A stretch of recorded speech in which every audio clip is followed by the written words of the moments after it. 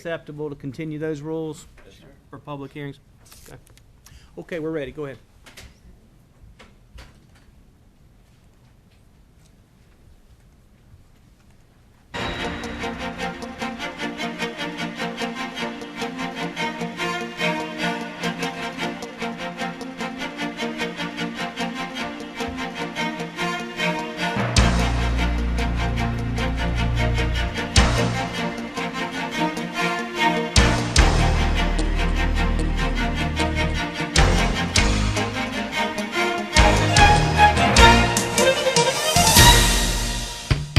I'd like to call the January 17, 2012 meeting of the Buncombe County Board of Commissioners to order and ask you to join me in the Pledge of Allegiance.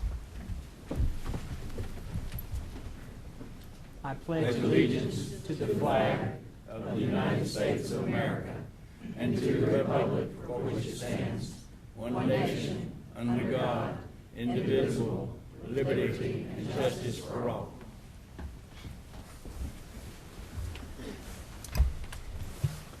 And tonight's invocation will be by Commissioner Jones. Would you bow your heads if you choose? Gracious and loving God, we come to you gathered today to do the business of your community here in Buncombe. On the heels of a celebration of the life of Martin Luther King Jr., let us take from that weekend of celebrations the ongoing message to be vigilant in fairness and equality and justice, and to treat our brother and sister as our brother and sister. We ask that you help those of us who are in the place of decision making to take those principles of justice and love and nonviolence and find ways to make them manifest in the work we do as a body. We ask you to continue to watch over your public servants in public safety, those that keep us safe from fire or crime, and particularly your servants who are in the armed forces keeping our country safe from harm. Finally, gracious God, we are all imperfect beings and we are an imperfect board. But please work through us tonight to hear the citizens and do your word and be gracious and graceful and kind and good to one another as we struggle to be a community. Please hear all these things in your Son's name. Amen. Amen. Thank you. In accordance with the Code of Ethics adopted by this board, it's the duty of every board member to avoid both actual or potential conflicts of interest. Does any member of the board know of any potential or actual conflict of interest with respect to any matter coming before us today? No, sir. No. If not, we had discussed in pre-meeting to pull the resolution concerning the Asheville Regional Housing Consortium for home funds and approval of housing projects, which I believe we will put after the public hearings.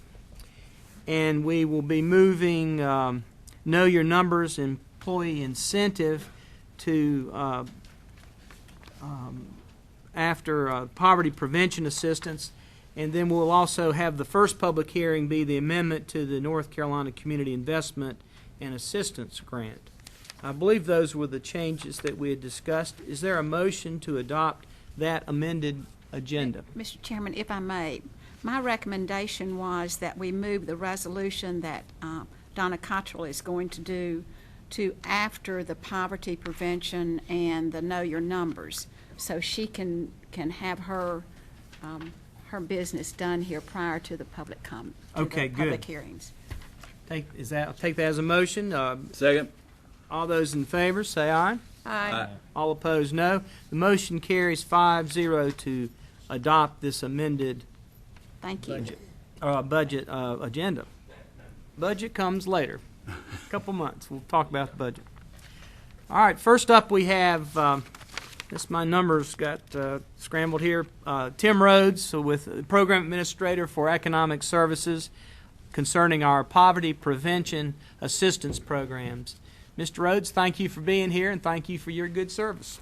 Thank you, Mr. Chairman, and thanks to the members of the board. We're delighted to present to you today some very exciting work going on here in Buncombe County that's lifting families out of poverty. And as you'll see, we have an enormous blend of county human services and other community programs all working together to address and tackle the issue of poverty here in our community. And we do have a PowerPoint that I'd like to share as well. We could start that. Just a little background for you. Toward the end of 2010, the North Carolina Commissioners Association had learned of some poverty initiatives going on in Wake County and here in Buncombe counties. And so we were asked, along with Wake County, to present our models to a task force of the County Commissioners Association in February of last year. Wake County presented their poverty prevention model that they call human capital development. And as you can see, we presented our model that we call moving to the middle. And both presentations, I think, gave the association an opportunity to display to the state two different types of models, either of which could be equally effective in combating poverty in whatever county the model would choose to operate. Now, Wake County administers a model that emphasizes a strong in-house county-funded program, while here in Buncombe County, our efforts are more focused on partnering either through informal relationships or formal contractual agreements with those community programs that we think can best meet the needs of those in poverty. And as I think, as you've known for some time, Buncombe County Human Services has realized for years that, especially in our non-mandated service arenas, we're not always the experts in certain fields. So as you know, we contract significant services with private and public providers in the community that can oftentimes do the job better than we can and can oftentimes do the job at a lower cost than we can. I still recall Commissioner Peterson describing on more than one occasion in our integrated human services board meetings how partnering and contracting our resources with community providers helps to stretch our dollars further and makes all of our collective services stronger for our citizens and our community as a whole. And in health and human services, that's the philosophy that we continue to try to work by every day. So what does moving to the middle model look like here in Buncombe County? As you can see there, we basically have a three-tiered approach. The first tier of our model describes the work of Buncombe County Human Services as the safety net provider for our low-income households and for families in crisis. And programs like our Work First Employment Services program, our larger programs like Medicaid and food stamps, our WIC program, our full array of emergency and crisis assistance programs that you're aware of, that we contract most of which with Eblin Charities here in the community, with ABCCM, with Swannanoa Valley Christian Ministry, all of those programs working together to blanket our community to keep our vulnerable citizens safe and whole. And with these safety net services, we're primarily talking about the mandated public assistance programs across health and human services that really have to remain strong for the weakest in our community and for those struggling, especially in this poor economy. A couple of more recent things that we've done to enhance our county safety net has been our work to integrate and blend our public assistance and our health services into one location over at our Cox Avenue site.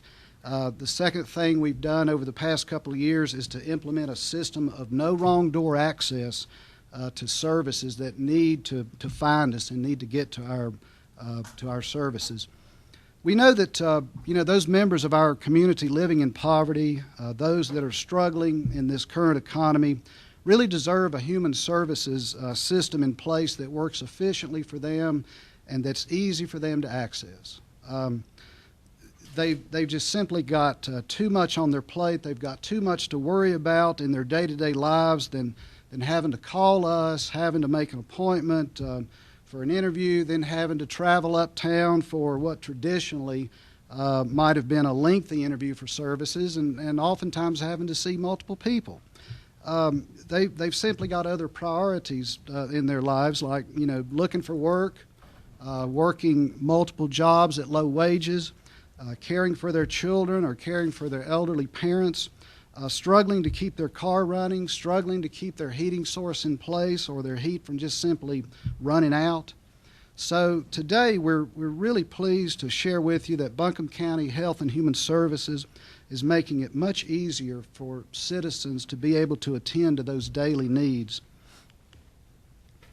We're delighted to share with you that final touches to renovations at our Cox Avenue site are being made, and in just a few short days, customers seeking assistance there will be greeted with an integrated one-stop experience. We'll have our blended health and DSS staff that will be there to be able to assess individual needs. They'll be able to connect our residents to all that Health and Human Services has to offer. Again, doing this in a seamless one-stop process. Another thing that we've been really involved in doing over the past 4 or 5 years is trying to continue to tear down those program silos that today is really resulting in our customers being able to just tell their story one time for many of our services. We've still got a way to go to that, but we're really proud of the progress we're making. Instead of them having to come in and share their story, as I mentioned before, multiple times and to multiple staff persons. In addition to the changes and the renovations, the integration of health and DSS there at Cox Avenue, we also continue to expand access options for citizens so that no matter where they turn for help, it's always going to be the right door or the right avenue. For example, for some of our largest programs that we have here in Human Services, like Medicaid and food stamps, customers never really have to set foot in the Cox Avenue site. They can simply call our Human Services call center, and again, that's a blending of DSS and health staff.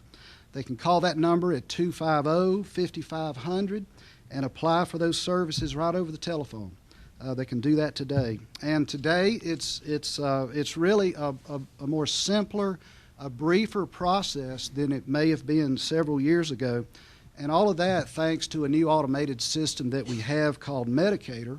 We've had that system in place for about 3 years now, and that process enables our staff to quickly screen applicants, again, for those larger multiple programs.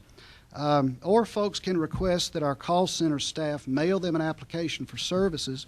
They can fill that out at their convenience, fill that out in the comfort of their own home, do it on their own time, and mail that back to us.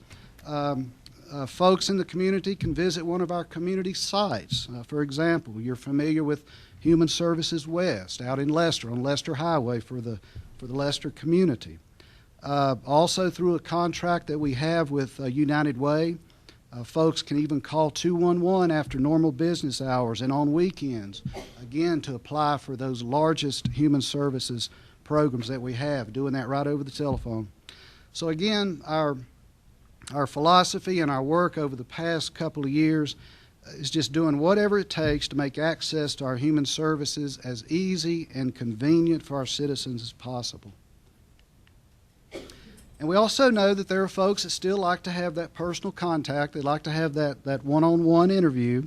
And for those folks that choose to come to our 40 Cox Avenue site, they will find an inviting and a streamlined lobby experience there waiting for them.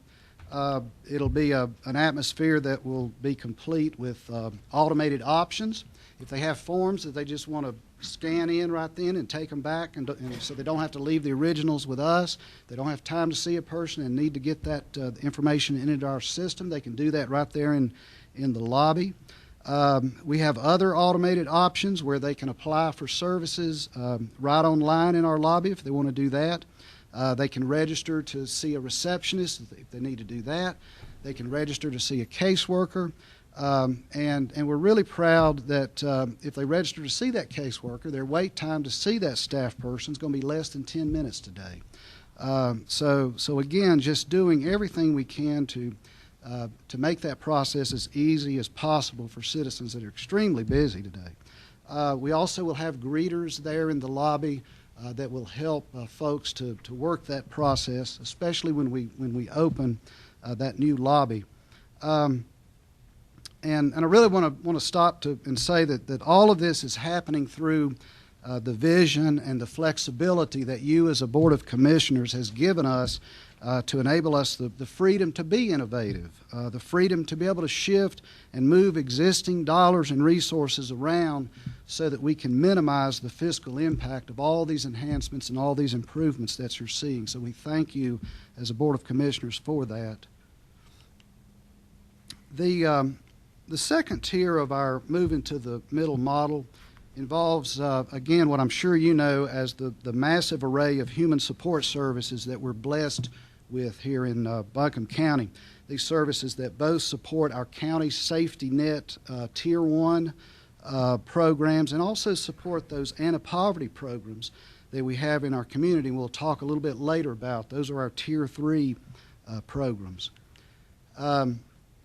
And as I shared with you before, through many informal as well as formal contractual relationships with County Human Services, our community has really woven together a tight network of mutual referral processes across all these agencies and several others that we're seeing that has built the critical infrastructure that enables our anti-poverty programs that you'll see in Tier 3 to have a chance to really be successful. Our contract with Goodwill Industries here in Asheville for our Work First Employment Services program is a good example of that. Our contract with Pisgah Legal Services, and I think I saw Jim Barrett. Where's Jim? Jim, could you stand up? I'd like to recognize you and your organization. We have a contract with Pisgah Legal where they help some of our customers to get the Social Security benefits, disability benefits that they desperately need. And, of course, Jim and his organization and staff are the experts in that field. You know, they can do it much better than we can, so we contract that service out to a wonderful community partner. The work of Children First here in Buncombe County through their Communities in School program is another wonderful example. And I think it's also important to recognize the special efforts of a couple of other programs that are working really as bridges between that Tier 1 safety net approach and the actual anti-poverty initiatives that we have going on here in Buncombe County. Again, Children First, the work that they're doing through their success equation to plan and develop anti-poverty programs in strategic locations here in our community. They're doing a wonderful job with that. I also want to recognize our local United Way through, especially as you can see there, their income focus group. They're channeling significant dollars to local programs here in our community that are providing support services, many of which are supporting those anti-poverty Tier 3 programs that we'll talk about in a second. And then finally for Tier 2, the work that Buncombe County government has done to provide us a range of all sorts of strategies, economic incentives, housing and rental policies. You see the safety net health care strategies listed as well. All of these things working to benefit households living in poverty. We do have a short video that we'd like to share with you that will illustrate the importance of those first two tiers of our moving to the middle model, especially in helping to make our citizens safe and stable. The video is just a small example of these two tiers working together, and it features services through our DSS Work First program, as well as contracts that we have through Goodwill Industries. but you won't be able to tell that watching the video. Again, that seamless service delivery that we really want to try to have.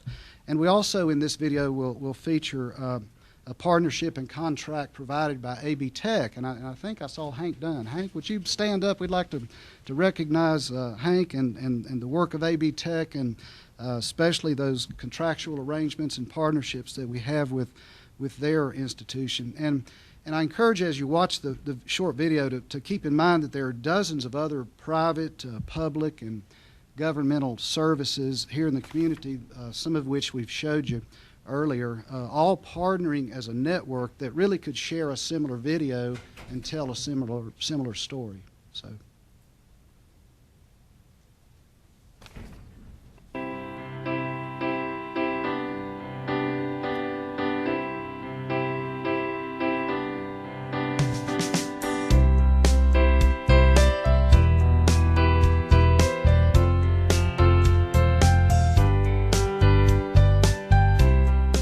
Hi, my name is Sandy Chastain, and I'd like to tell you how the programs at DSS and AB Tech took me from being homeless with my 2 kids, unemployed, and using public transportation to having a car, a great job at Frankie Bones Restaurant, and an apartment.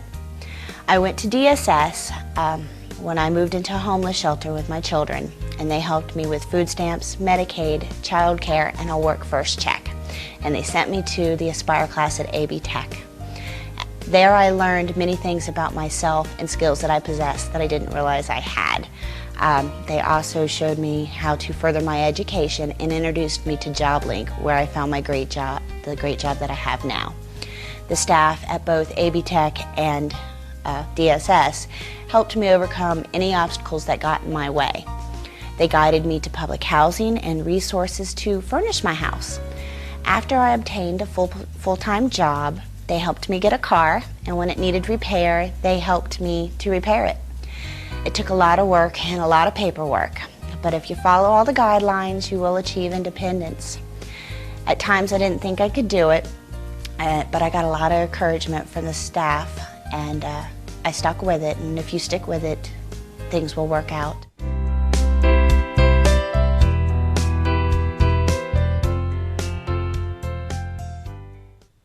So again, just a small example of how those tiers 1 and 2 are working together within our model to keep folks like Sandy safe and stable, and working to support also to hold up our tier 3 programs. And if we could go back to the PowerPoint, let's talk just briefly about those tier 3 programs.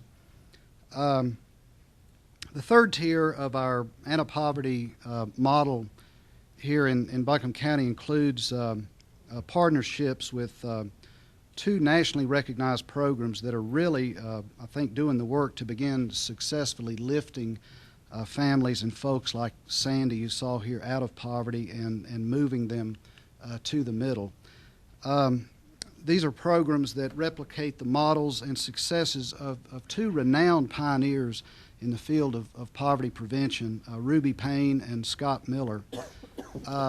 The first program is with Community Action Opportunities, their LifeWorks program, which makes up that Tier 3 programming. And the other program is the Circles program of Asheville Buncombe Community Christian Ministry, ABCCM. And let me share quickly just a few components with you of the LifeWorks program of Community Action Opportunities. LifeWorks, the real unique thing about LifeWorks is that it's a truly holistic, comprehensive program that addresses the 9 critical components that we know are proven that have to be addressed in order to lift families out of poverty. And as you can see, LifeWorks utilizes an array of life coaches that assess where each participant is along that continuum of those 9 critical domains. And then they target strategies toward those components that need to improve in order for a family to rise out of poverty. And again, just a reminder for all of us, that's where, again, that first tier and second tier services of our model come into play. A part of the success of programs like LifeWorks and ABCCM Circle programs is due to the massive network of safety net and support services offered by an array of programs and agencies here in Buncombe County. Again, all working as a base, that first tier and second tier working as a base to support and lift up our Tier 3 programs. And here you can see each of the 9 critical domains that LifeWorks staff and, say, staff with Circles program might use, where they assess each participant along that continuum of those domains, and then for any deficiencies that they identify, any areas that need to be addressed, they flood those areas with support services in order to lift a family out of poverty. For the LifeWorks program, you can see here the pre and post measurements for the graduates of the 2011 LifeWorks program.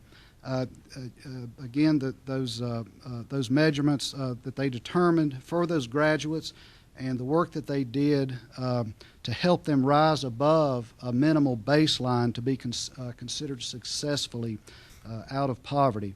And if they don't rise above that minimal level, then they stay in the program until they get there. And you can also see the tremendous return on investment that LifeWorks gives not only the participants but our community as a whole.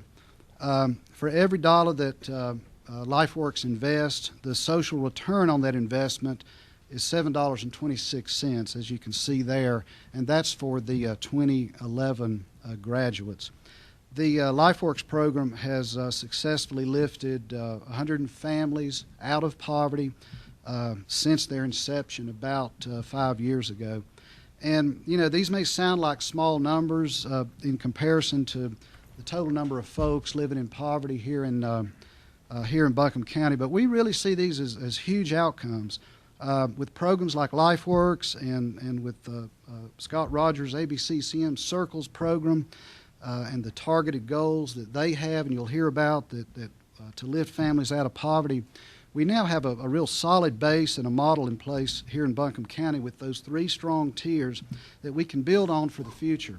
And I really have to tell you that when I had the opportunity last year to attend a national symposium on poverty programs, there wasn't a single program there that presented that could come anywhere near close in touching the outcomes that you're seeing there with LifeWorks and those that Circles projects going forward. Everything that presented continued to resemble, these piecemeal programs attempting to collaborate to lift folks out of poverty. But the difference is they were clearly missing the mark on addressing those 9 critical domains that you have to address in order to be successfully able to lift folks out of poverty. So needless to say, I was extremely proud to be a part of a county government and a community that continues to be way ahead of many other areas in the country in beginning to help move families out of poverty.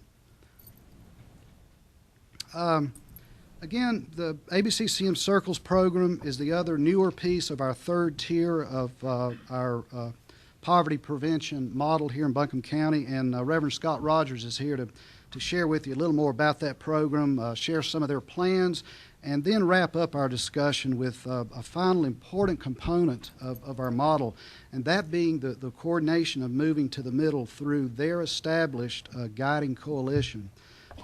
As you can imagine, coordinating all of these tiers in our moving to the middle model is a major undertaking, and so ABCCM, through a Department of Labor grant, is able to help us and assume that role for our community in coordinating these programs, again, through their guiding coalition. So let me turn it over to Scott. Thank you, Tim, and thank you, members of the commissioners here, for your partnership. And I also want to give a real big thanks to the staff for the leadership that you all have demonstrated for many years, offering this kind of partnership and these kinds of wonderful opportunities. We've been doing this a long time. It really began back in the mid-'90s with welfare reform, when we worked with the Rural Center and DSS and helped to reduce our welfare rolls there dramatically over a number of years through this kind of partnership. We learned about these models, and I can't thank you enough again, for just extending this wonderful partnering philosophy and approach. The other thing that I wanted to let you know about is that this really began to grow out of our education and employment training programs. Last year, through the Department of Labor, we placed 302 veterans back into the workforce at an average rate of a little over $12 an hour. We put, well, thank you, I'll let you. Generated over $7.5 million in payroll in this community. Those are taxes that are coming back to strengthen our community in all kinds of ways. Just this afternoon, I was talking with one of the reporters at the Citizen Times about something that's really germane right now around safety net, which is heating assistance. And to give you just a quick example, last year, not only did we contract with the county for crisis intervention program dollars that had increased to about $400,000, but we were able to distribute actually $810,000 just for heating assistance by leveraging and essentially saying to our congregations in the community that we need to stretch those dollars further to match those dollars. And so there's a huge effort in this community to make sure, as Tim's already said, that we're keeping that safety net strong so that our residents here in the county are protected. And then we've already been involved in for a long time in building the kind of education, training, employment placement systems that led to this opportunity. Our circles, more specifically, is about really recruiting and matching up allies who bring their compassion as mentors, in this particular case, to young parents.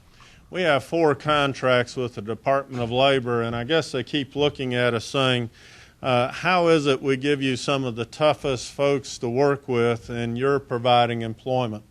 The last one was our green jobs, and they said, now some of the criteria is we want them not only out of public housing, but we want them to be ex-offenders. And we said, well, okay. Through this year, we've placed 112 of those persons into the workforce. So I think they came to us with this young parents demonstration and said, okay, if you're being successful with some of our most high-risk people, what about young parents between 16 and 24? Can you put them to work? And we presented to them, again, the same kind of, based on the same kind of Ruby Payne principles, those that are also blended with another group from Move the Mountains and Scott Miller's group. And we said, yes, we want to demonstrate that we can begin to offer the same kinds of critical skill building, work in those same nine domain areas. And then more importantly, we found wonderful partnerships with the economic leaders and small businesses in this community. You know, when you have folks that are going to work, you don't want them to just go to work like they do in our hotel management program. It used to be go get a job at a motel and try to work your way up to manager.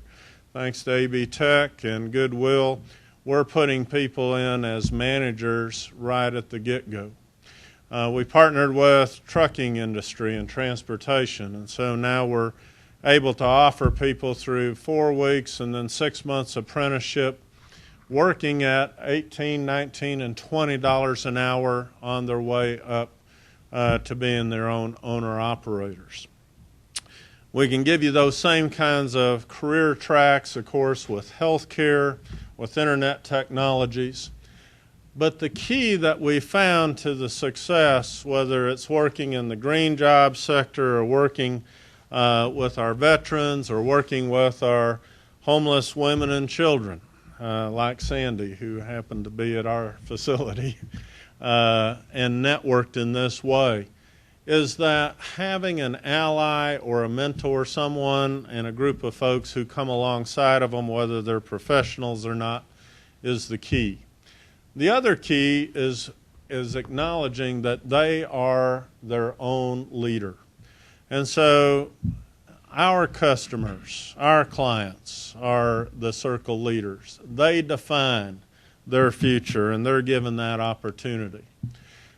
It begins as just a friendship that transforms lives, because we offer the kind of training that first of all teaches the allies the culture of poverty, what those values, choices, decisions, attitudes really look like.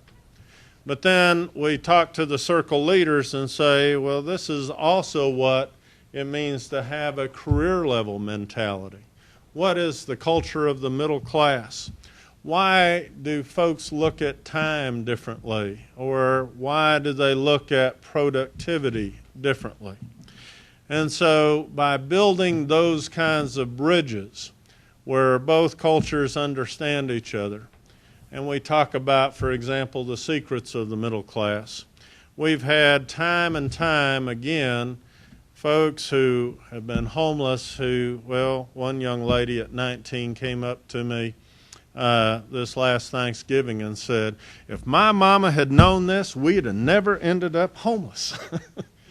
Well, that's the kind of things that we're talking about, building that.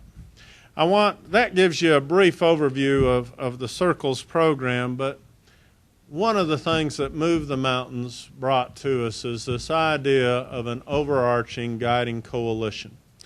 We all know that there are systemic issues due to policies, governmental regulations, cultural issues that become barriers and challenges to helping people move to the middle, helping persons develop that career level track and get on the career ladder and stay on it. We wanted to address those at both a systemic level, because we're already doing a very good job at the safety net level, at the supportive services level, having those networks in place. One of the things that we did back in the mid-90s with welfare reform and making that transition was to have the equivalent of a Health and Human Service Council that addressed those, that later gave way to the Asheville Buncombe Vision Board, that really began to look at these big picture holistic approaches. So you can see that we have we have 5 different areas that will be working on these from both a systemic approach as well as a practical approach. We're bringing together key leaders in each of these areas for income and education to make sure that the stability is there for recruiting allies, congregations and community and civic groups, bringing the community in to take care of child care, food needs, to work with resources to help guarantee that this is a long-term sustainable process. And then a group that's really looking at the big view, looking and watching at how that happens. ABCCM has offered itself because we've had the experience in doing this, as I said, through the mid-90s, but also because we're bringing together both that employment sector, the employers, as well as that faith-based sector, so that we really are speaking to every sector of persons' lives to create these opportunities. We're also hoping to scale this up. We're going to be working with 120 young parents this year. We hope to be able to come back to you in a year and talk about how their lives are already on these career tracks, on an education track, and already taking significant steps.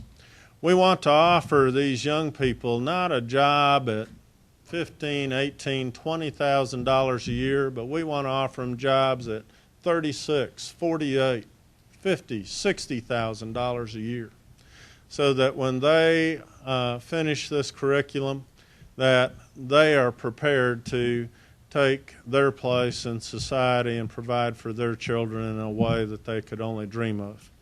And then lastly, we're willing and committed to following them for 2 to 3 years after this process.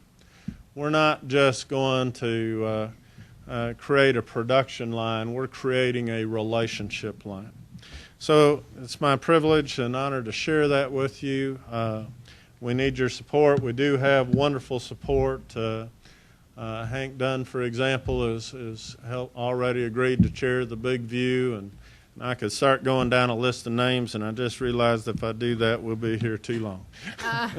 So let me just rein up there and say thank you.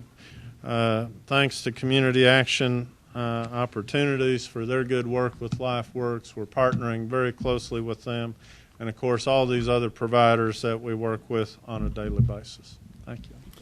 Thank you, Scott. Wonderful. Any questions of Tim or Scott? Great presentation. Yeah, I just got one. Tim, do we have a hard copy of your PowerPoint?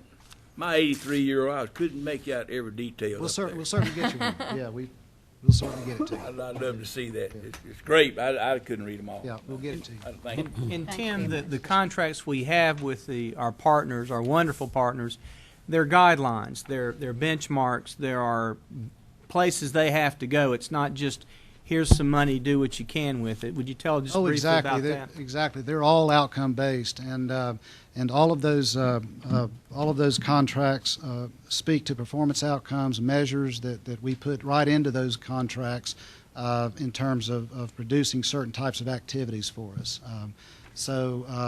And we do that in a very economical way to make sure that we're getting the best bang for a dollar. So.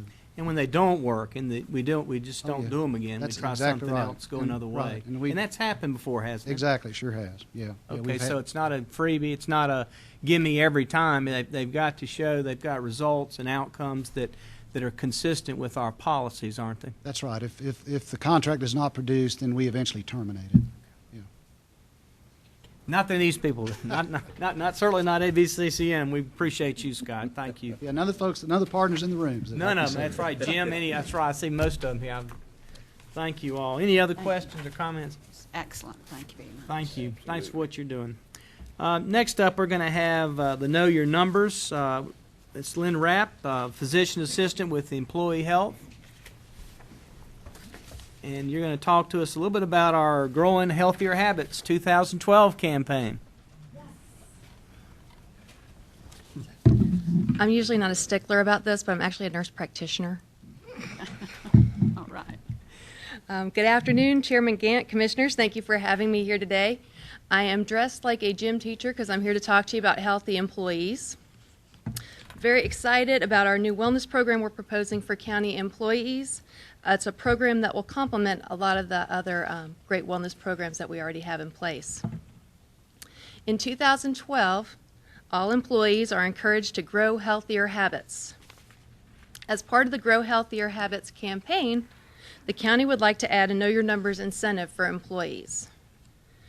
Know Your Numbers checks 4 basic indicators that can give you a snapshot of your health and a roadmap for improving it.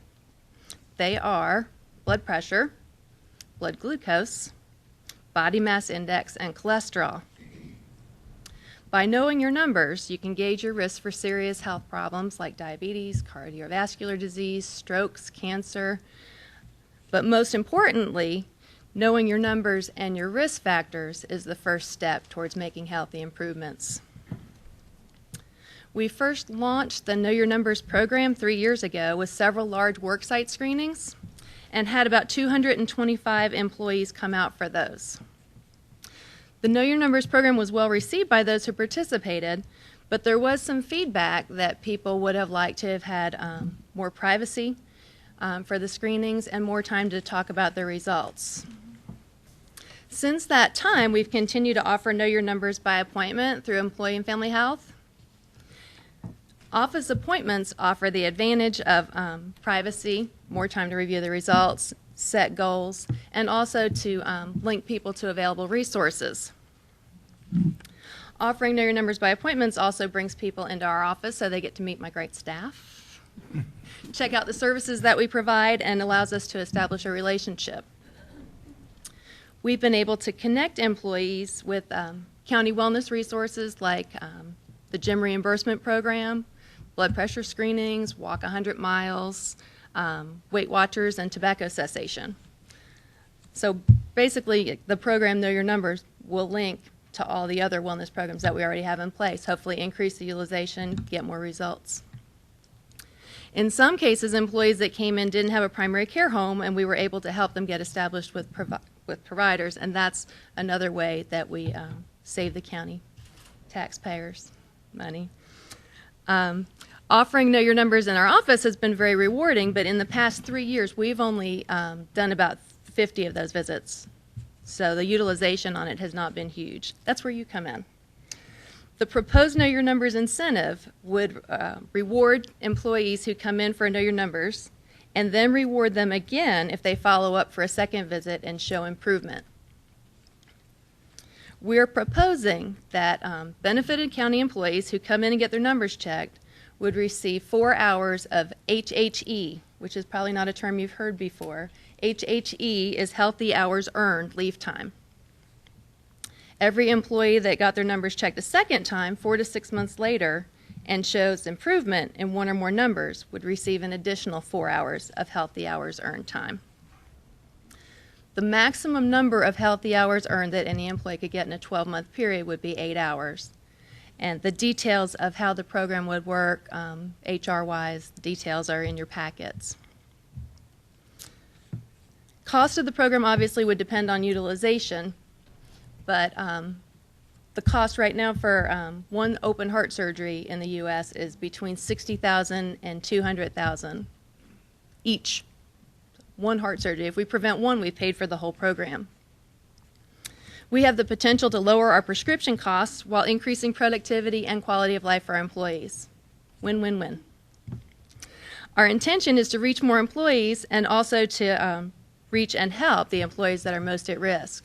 And in that regard, we would probably continue to offer some outreach, maybe go out to some of the remote sites and offer some screenings on sites in addition to offering the office-based ones.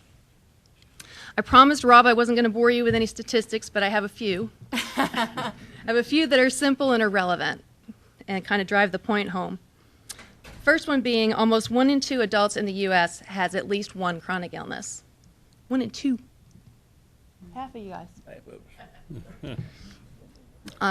1 in 3 adults in the U.S. is obese. I don't think we're that.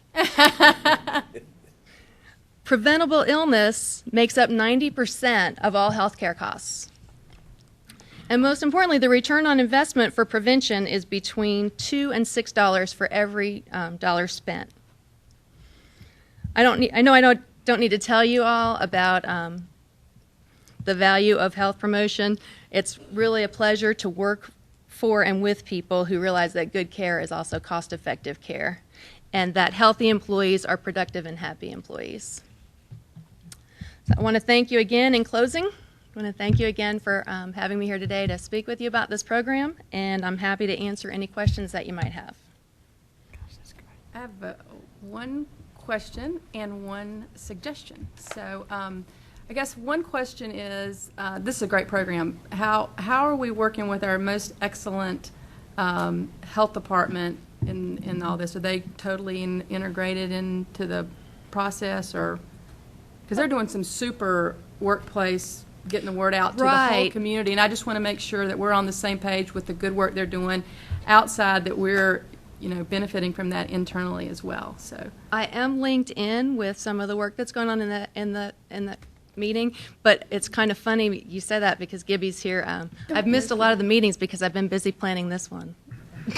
Great. I am getting the minutes from those meetings and keeping up with what they're doing. Yeah, they're doing fantastic stuff. So and when they get with the small group work site wellness programs, then I'll be more involved with that. And the other thing is, I would suggest that we expand it in the sense that, like, if someone comes to you and they've got good numbers, we want them to keep them good. So I would hope we could expand the reward, so if people come back in 4 to 6 months, and they don't have to necessarily show improvement if they continue to hit a good mark. So, because we want to get people that are potentially not in a good place in a better place, but we want to keep the people that are well healthy. So could we potentially expand that to, and also we want to be fair to all our healthy employees too, that, you know, there's a benefit that you can tap into, and we want to reward that as well. So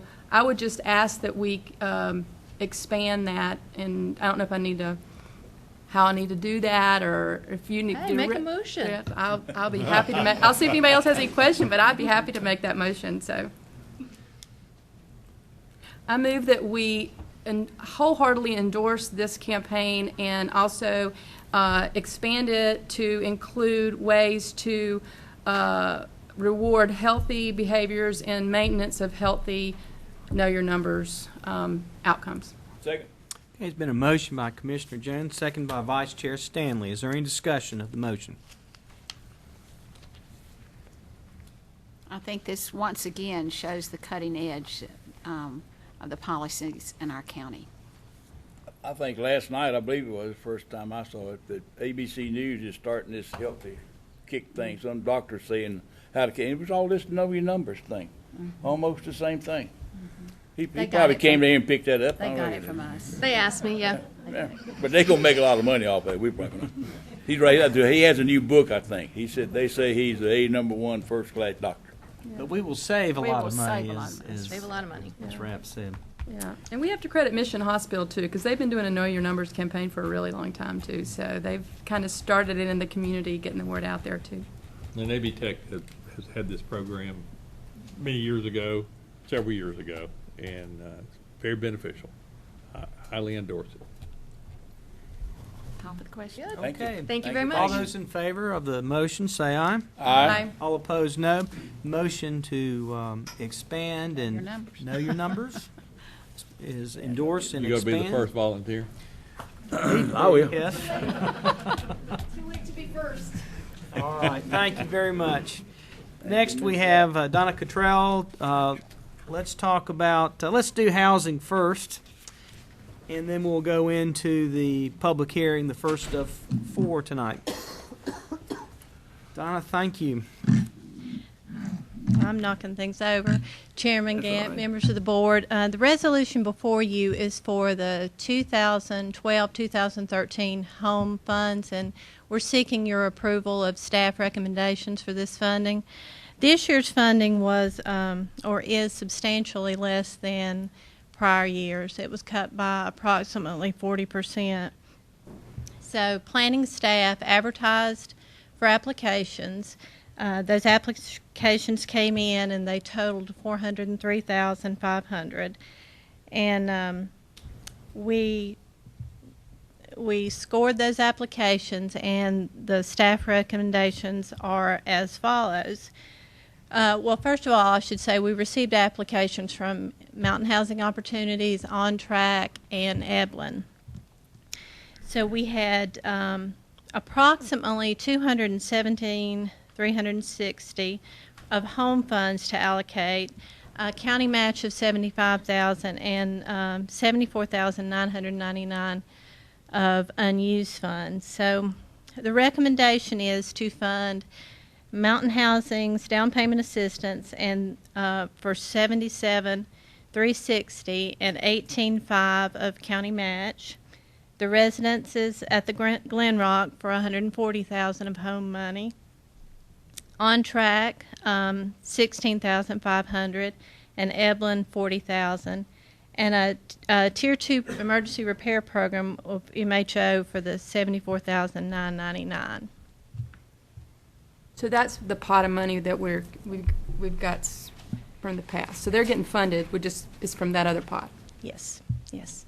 And so what we do from here is, upon your approval of these recommendations, the 2 county representatives would take it to the Housing Commission at a later date and present the organizations or the projects that you choose to support. I move approval of the resolution. Second. There's been a motion by Commissioner Peterson, a second by Vice Chair Stanley. Is there any discussion? I just wanted to highlight this because this is one of the 8 areas that this board has intentionally highlighted for investment and policy work. So I think y'all have done a great job in discerning some great projects, and I hope that we will find other ways to prioritize within the budget coming up affordable housing, because in the scheme of things, it's a pretty small amount of county money that we're doing great thing. You're really stretching it. So, but in terms of one of our 8 core issues, I just wanted to make sure that we were doing it diligence and continuing to try to find ways to invest and invest deeper, because I think this is maybe the biggest issue in our community. So, thank you. And this is, again, we're partnering with people who do it on the front line. I see Cindy here. You're doing, every day, you have expertise in it, you have a track record, you've been very successful in moving this issue the right way. And we thank all of you for doing that, all the nonprofits. Evelyn is here as well. Evelyn is also here, right behind the pole there. Thank you Evelyn's both. in the house. All of you. Chairman, I never get an opportunity to say this, but when calls come into the planning office, staff can, with confidence, give those numbers out to Citizens for Help. And we always say, we're not passing you on. Keep our name and number. Call us back if you don't get help. And I don't know that I've ever gotten a call back. So these people are being helped. Super. That's great. Okay, there's been a motion and a second. Is there any other discussion? All those in favor say aye. Aye. All opposed, no. The motion is granted on the resolution authorizing submission of application to the Housing Consortium for funds. Next, we have Donna Cottrell again. This will be a public hearing. Tell us about the amendment to the North Carolina Community Investment and Assistance Grant Program. Well, I'm actually full of good news tonight. This public hearing is the result of an opportunity that came to us from the Department of Community Investment. The Assistant Secretary, Henry McCoy, approached Buncombe County with an opportunity to join with 3 other counties to sort of pioneer or pilot a new grant program. It's $600,000.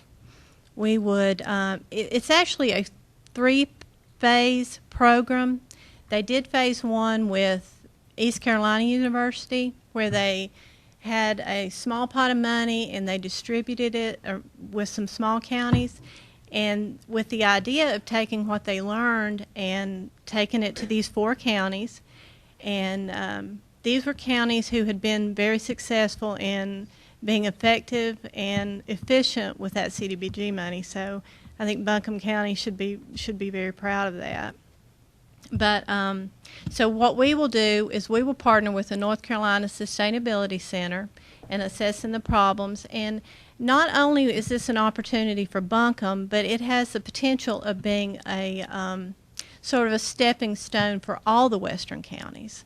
So the public hearing is seeking your approval to enter into contract with the Sustainability Center and to do the amendment for the current CDBG program that we have, and also to give the public an opportunity to comment.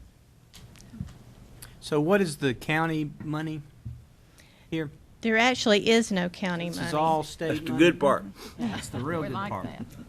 So basically, the state of North Carolina, as I understand it, is going to authorize $600,000 to have us work and make this happen and be a pilot with the other 3 counties. We will have county staff time involved Okay. in working with the Sustainability Center in just assessing Buncombe and Western North Carolina.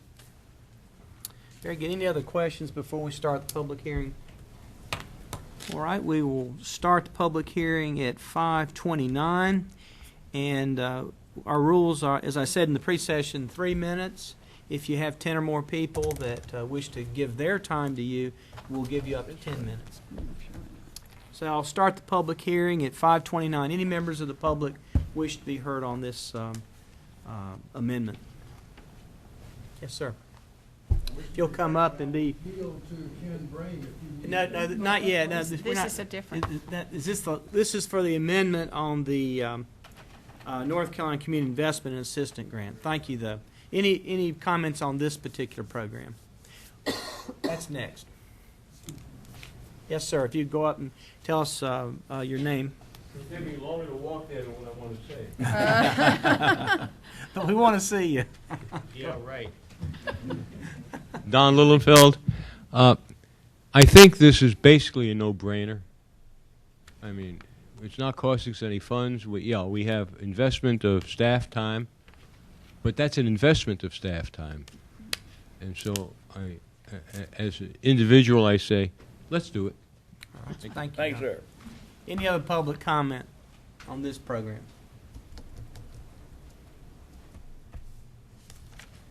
Yes, sir.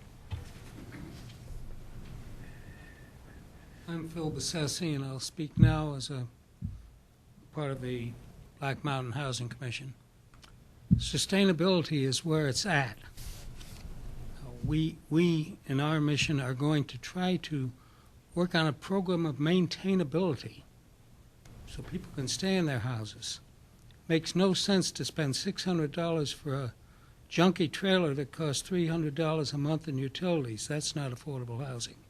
So I think your work in sustainability is to be commended.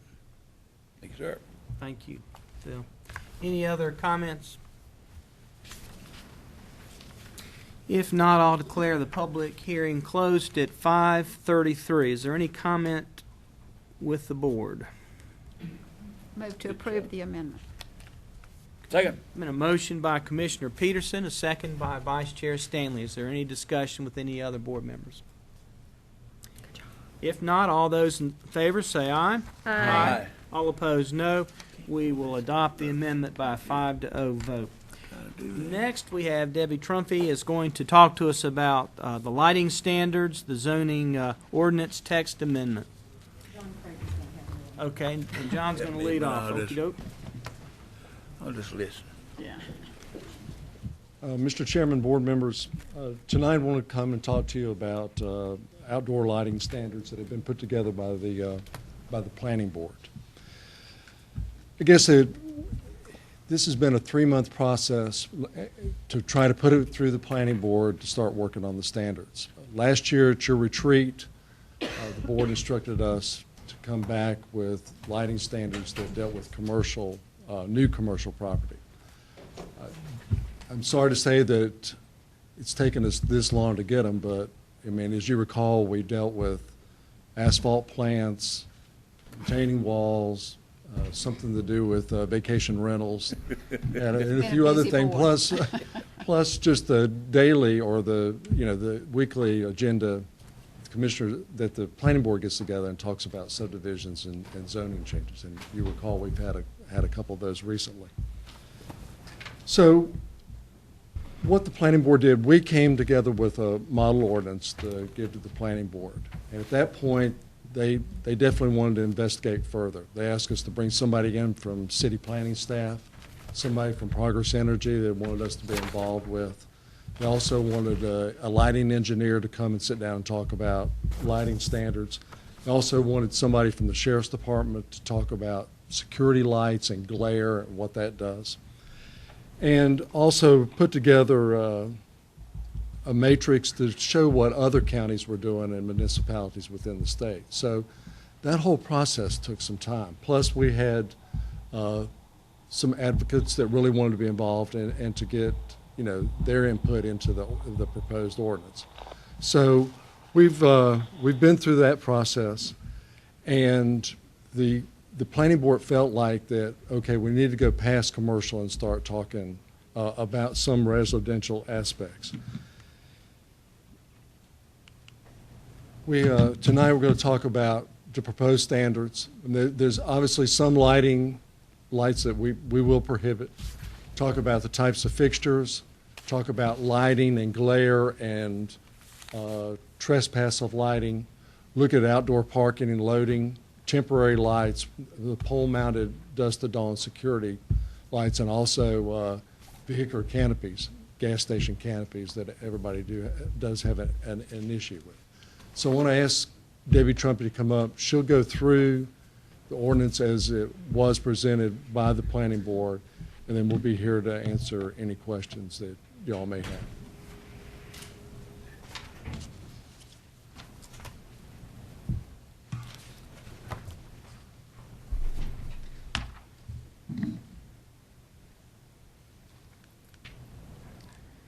The proposed standards that we have here are would apply to new commercial and industrial construction. It wouldn't apply to upfits and remodels, that sort of thing, but it would apply to new additions, say a new wing on a shopping center or something like that. Commercial would not include residential, like something multifamily, like an apartment building, and it also would not apply to new governmental construction, such as for schools. It would apply to new dusk to dawn security lights that are pole mounted at a height of 12 feet, more than 12 feet, and to new street lighting. There are exemptions to these standards.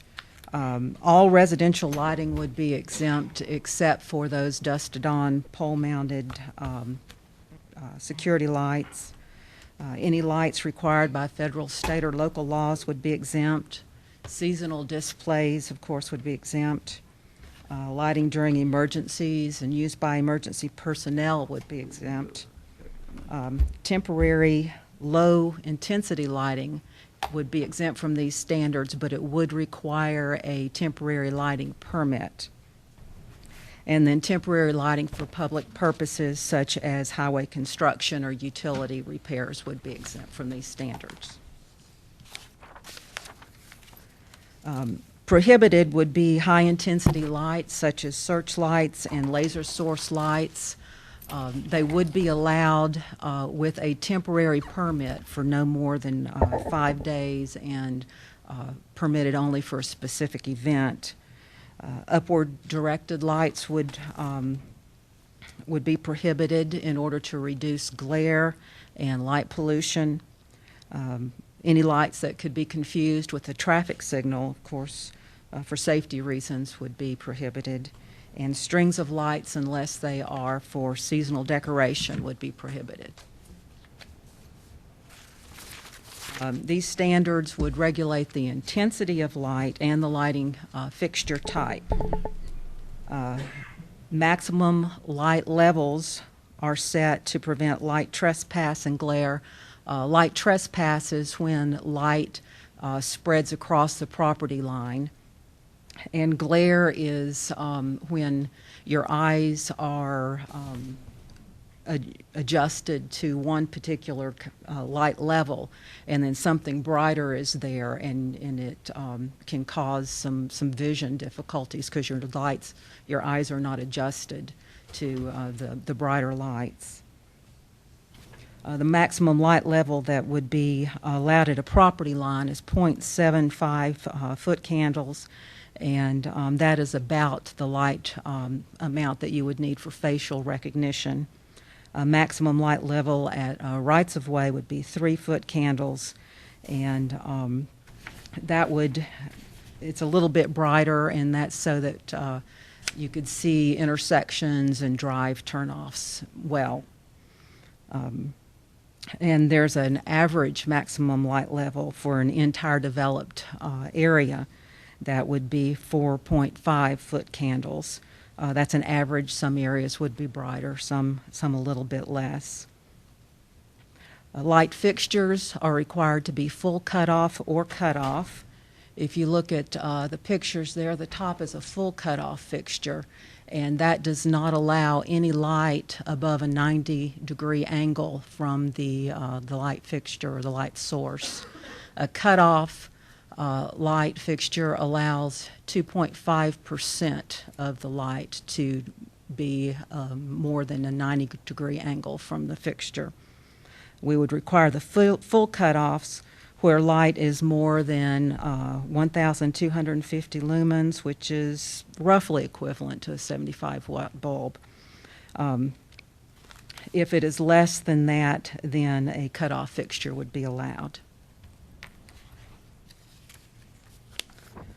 Standards for vehicular canopies are designed to prevent off-site glare. They would allow a maximum average horizontal illuminance of 30-foot candles. Requires the fixtures to be recessed or surface mounted, and that the fixtures be full cut off or fully shielded. And if you look at the two pictures here, they both give adequate light for pumping gas and for safety, but you can see that the one on the left reduces that excess glare. That can be a safety issue.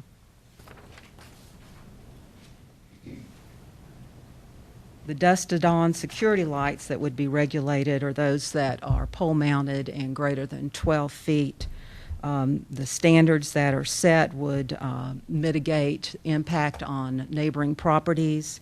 The maximum lights allowed would be 9,500 lumens. Maximum height is 25 feet, and it would require a full cutoff fixture. Progress Energy offers several pole heights and types of fixtures, but they have said that whatever standards we pass, that's what they would install within the county. We'd also require standards for new street lighting installed. That would be like a new subdivision that's built. We would review those plans. We would require that the lights be staggered on opposite sides of the street, and that would help have a more uniform light coverage. There are maximum fixture ratings that are set separate for residential from commercial. Residential is allowed to have a maximum of 9,500 lumens. In commercial areas, the maximum is 50,000. Full cutoff fixtures are required unless it is a post-mounted decorative fixture no higher than 18 feet. Then, if there are glare reduction measures taken, the zoning administrator or the Board of Adjustment could approve a cutoff rather than a full cutoff fixture. And if you look at these pictures on the right, the before and after on the street lights, they both light the travel area very well, but the after picture just doesn't have that glare that's associated with the before restrictions. Maximum height for lighting for parking, storage, and sales areas would be 37 feet. And the maximum average light level allowed in parking and storage areas would be 6-foot candles, and 10-foot candles is about the light level you would need to be able to read. And the maximum average light level for sales and display areas would be brighter at 25-foot candle allowance maximum. And these pictures here show, if you look at the top one and then the bottom one on the left, the glare that you can get from upward directed lighting as opposed to the one where it's directed downward and a full cutoff. Administratively, we would require a zoning certificate of compliance for the new lighting. We already require a zoning certificate of compliance for new construction. So an added requirement would be that we would need an engineered lighting plan, and before final approval, we would ask for an as-built drawing and a statement of compliance by an engineer. Most any commercial and industrial new construction already would have a lighting plan. So it would not be an added expense in most cases. And for smaller projects, the zoning administrator and Board of Adjustment would have the ability to waive that requirement if they can demonstrate that our standards would be met. We also have a temporary lighting permit, and that would be a request in writing. The maximum that the initial permit could be issued for is 30 days, but it could be renewed for up to 90 days. And after 90 days, a new temporary lighting permit application would have to be made with a maximum of 180 days out of the calendar year that they could have a temporary permit. And that would be for things like, the sales area where the plants are put out in the spring, and there's a tent someplace that's only meant to be temporary use. And high-intensity lights, like searchlights, laser source lights, those also could be permitted on a temporary basis, but it would be for a specific event like a business opening or an outdoor concert, and it would be for a maximum of 5 days. The Planning Board held a public hearing on December 5th on these proposed standards.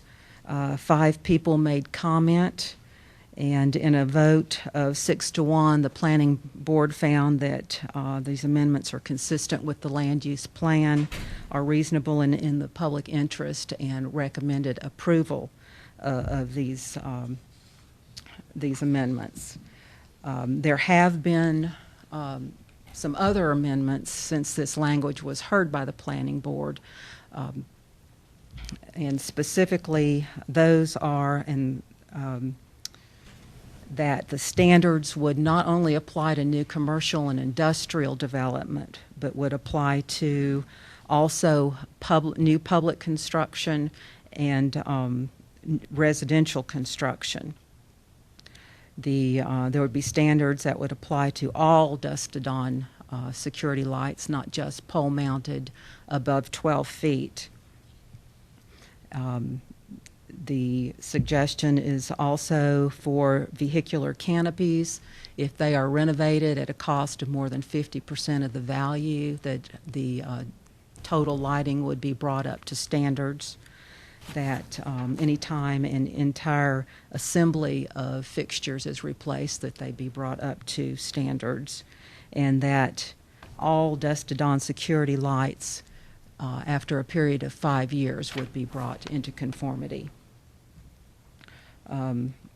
The lighting standards would apply to all residential uses except single-family residential, which in that case, only the dusk-to-dawn utility light standards would apply. And then there would be an additional section for lighting standards for outdoor sports fields and performance areas that would have a maximum light height of 80 feet. Fixtures would be equipped with glare control, and the hours of operation of the lighting system would have to coincide with active use of the field and for maintenance thereof. Do you have any questions? How does this ordinance compare with that has been approved? I believe I saw in Asheville and Black Mountain and Weaverville and wherever else. It's very much in line with those. Some standards are a little more strict in others, and less strict. So this is pretty middle of the road for other standards in the area. Just excuse me just a second. I guess the big difference that I see is that the city of Asheville amortized just open bottom light fixtures. Those are basically the light fixtures, street light fixtures that are glass on the sides and the bottom is open. You see them on Lakeshore Drive. Those type of fixtures are sold by Lowe's and Home Depot. I can mount them on my house or my barn. They do come out with an arm, but they're where that glare goes out. Those, I think that's the biggest difference, where the proposed language here is just all dusted on security lights. May I ask just a real basic question? The folks who are here are up to speed, the folks in the audience, and the audience is full, are up to speed on this whole thing. But if someone is watching this through our live stream or BCTV later on, anything that's in place right now in Buncombe County, is that going to have to change? If you have a light now somewhere, is it going to have to change? The proposal that was heard by the planning board Yes. would not require any existing lights to be brought into conformancy. It would just be new construction. The proposed amendments or amendments that have been suggested would bring vehicular canopies, and when they're repaired or remodeled, up to 50%. And then when a whole light system, all the fixtures are changed out, they would have to be brought into conformity. Okay, but today at 9 minutes till 6 on January the 17th, if you have a light at your house or anything that you're responsible for in Buncombe County, then you're not going to have to go out tomorrow and change it. But if That would be okay. correct, but there is the suggestion that all dusted-on security lights would be brought up to standard in 5 years. In 5 years. Not okay. in the original Okay. planning board proposed language, but a subsequent proposal. And if you live in a municipality that has a lighting standard right now, you're not affected by what's happening here tonight. That is correct. Is that is correct? It does not apply Have their to any properties in municipal jurisdictions. And if you have a barn that has a night light behind it where you're seeing that the coyotes are not getting your cattle, then you don't have to go home and flip that light off. I just That's want to hear I just want to hear you say that, because I think we're going to hear. I think we're going to hear from folks who are not as attuned as the people who are in the audience. And believe me, we've heard from the people in the audience. It's been outstanding the way they have rallied around this situation here, and the emails we've gotten, and the way all this has come to us. And I applaud them for the fact that they've gotten this together.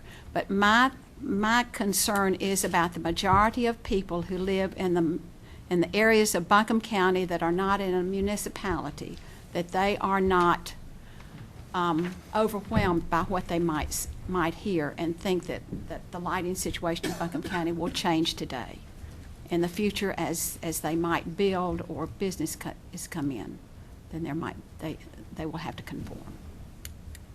Right. Yes, with Okay. the planning board's recommended language, that is correct. Okay. I said my piece. Okay. All of these new apartment complexes, okay, initially they were not in, but one of the amendments includes them. Is that correct? That's correct. The planning board's language does not include residential. The proposal that's been suggested would include everything other than single-family residential, and that just with the security light. And a thought just occurred to me, if somebody is doing new construction somewhere, is the cost of the lighting that would be in this ordinance plus the amendments going to be that much more expensive than what somebody, for example, I noticed what I think must meet this criteria is the new Walmart on Hendersonville Road. Is that a more expensive lighting situation than what somebody else put in? There's really what not they would much put in before. An appreciable difference in the cost of the fixtures is between a full cutoff and non, depending on what they're doing, it would be site-specific. But if they're limited in the height of the poles and brightness, it's possible that they might have to install some additional fixtures. But it would not be a large difference in cost. What is the concern about the ball fields? Like at Reynolds, I know that they can't wait to get the people out of there so they can turn the lights off and save money. So is that a problem? Has that been a problem somewhere else, or? I really haven't heard a lot of comment about those. Mainly it is, those standards are in there because if it's going to apply to new governmental construction, then we need to make an allowance for that type of lighting, which would not conform with any of the requirements we have. This thing is complaint driven too, right? Somebody's got a fuss. That's right. Well, we can get that, but that's not hard, you know. With any new construction, we would review those plans before it was done, permitted. But in 5 years down the road, I mean, we're amortizing certain types of light. And my personal opinion is you just can't go with a complaint-driven ordinance. I guess our past experience shows that you and I as neighbors, we get into it, I complain about your light, so I've got to go out there and deal with your light. Then all of a sudden you say, well, Judy and Joe up the street have got the same kind of light, so you need to go after them. I mean, in 5 years when we amortize these lights, we're going to go out. I just heard that out there. Just want to make sure it's not there. Complaint-driven just gets me in the middle, and everybody complains that I'm not enforcing the ordinance. So, you know, I think when I talk to several of the commissioners, it's a lot easier for me to go out with a shade in hand, try to fix, you know, for you to put a shade on your light fixture, than me to send an inspector out there 2 or 3 times and fight with you about changing the light. Let me give you a shade. Let's see if we can encourage you to put that shade on the light, and we both go about our business, and everybody's happy. Very good. Are we going to have to hire more people to enforce this particular? Well, that's yet to be seen. The city hadn't gone down this road yet. They still got a couple of years before they do that. But if I've got to go out and deal with this, with the downsize and everything, I've lost 5 people. I don't have a light enforcement officer. Obviously, in 5 years, I'm going to have to deal with that. The thing that concerns me is can't do this from 8 to 5. You know, the dusk to dawn security light is not on in those hours. So, you know, it's going to be, you know, it's going to be some work, that's for sure. All right, so we do have a 5-year time to fix things. And when something is out of order, it's usually going to be involved what, Debbie? But Mr. hadn't Chairman, talked about the amendments remember, yet. the amendments aren't yet on the table. I mean, that would be Okay, if it was the okay. proposed amendments. All right. Is this the We'll just- time? Is this the time at which I would make a motion that we accept the recommendation of the planning board? I'd say we'd have to wait till after public comment. Okay. That would be Whenever the you're time. ready, I'm ready. Give me the nod. We'll do. Okay. All right. Well, we don't want to get ahead of ourselves. Why don't we go ahead, unless other questions on the base proposal at this point? No, Got but the base. I will make amendments when the time is right. so. Okay, we got that. Why don't we go ahead and start our public comment? And we have 3 minutes, and if you have more than 10 people here, we'll give you 10 minutes. That'll give their time to you. So let's start the public hearing. I've got 5:59. Any members of the public wish to be heard on this ordinance? Yes, sir. Let's go, and I'll go take you next. You can just be coming up. Maybe if, could y'all move down one seat and let someone sit on the end there? The next person up might be faster. If you want to come up here, sir, and sit there, thank you for doing that. Thank you. Oh, wait a minute. No, did you say you were going to pass earlier? I said if Ken Bray needs Okay, just, yield to him. okay.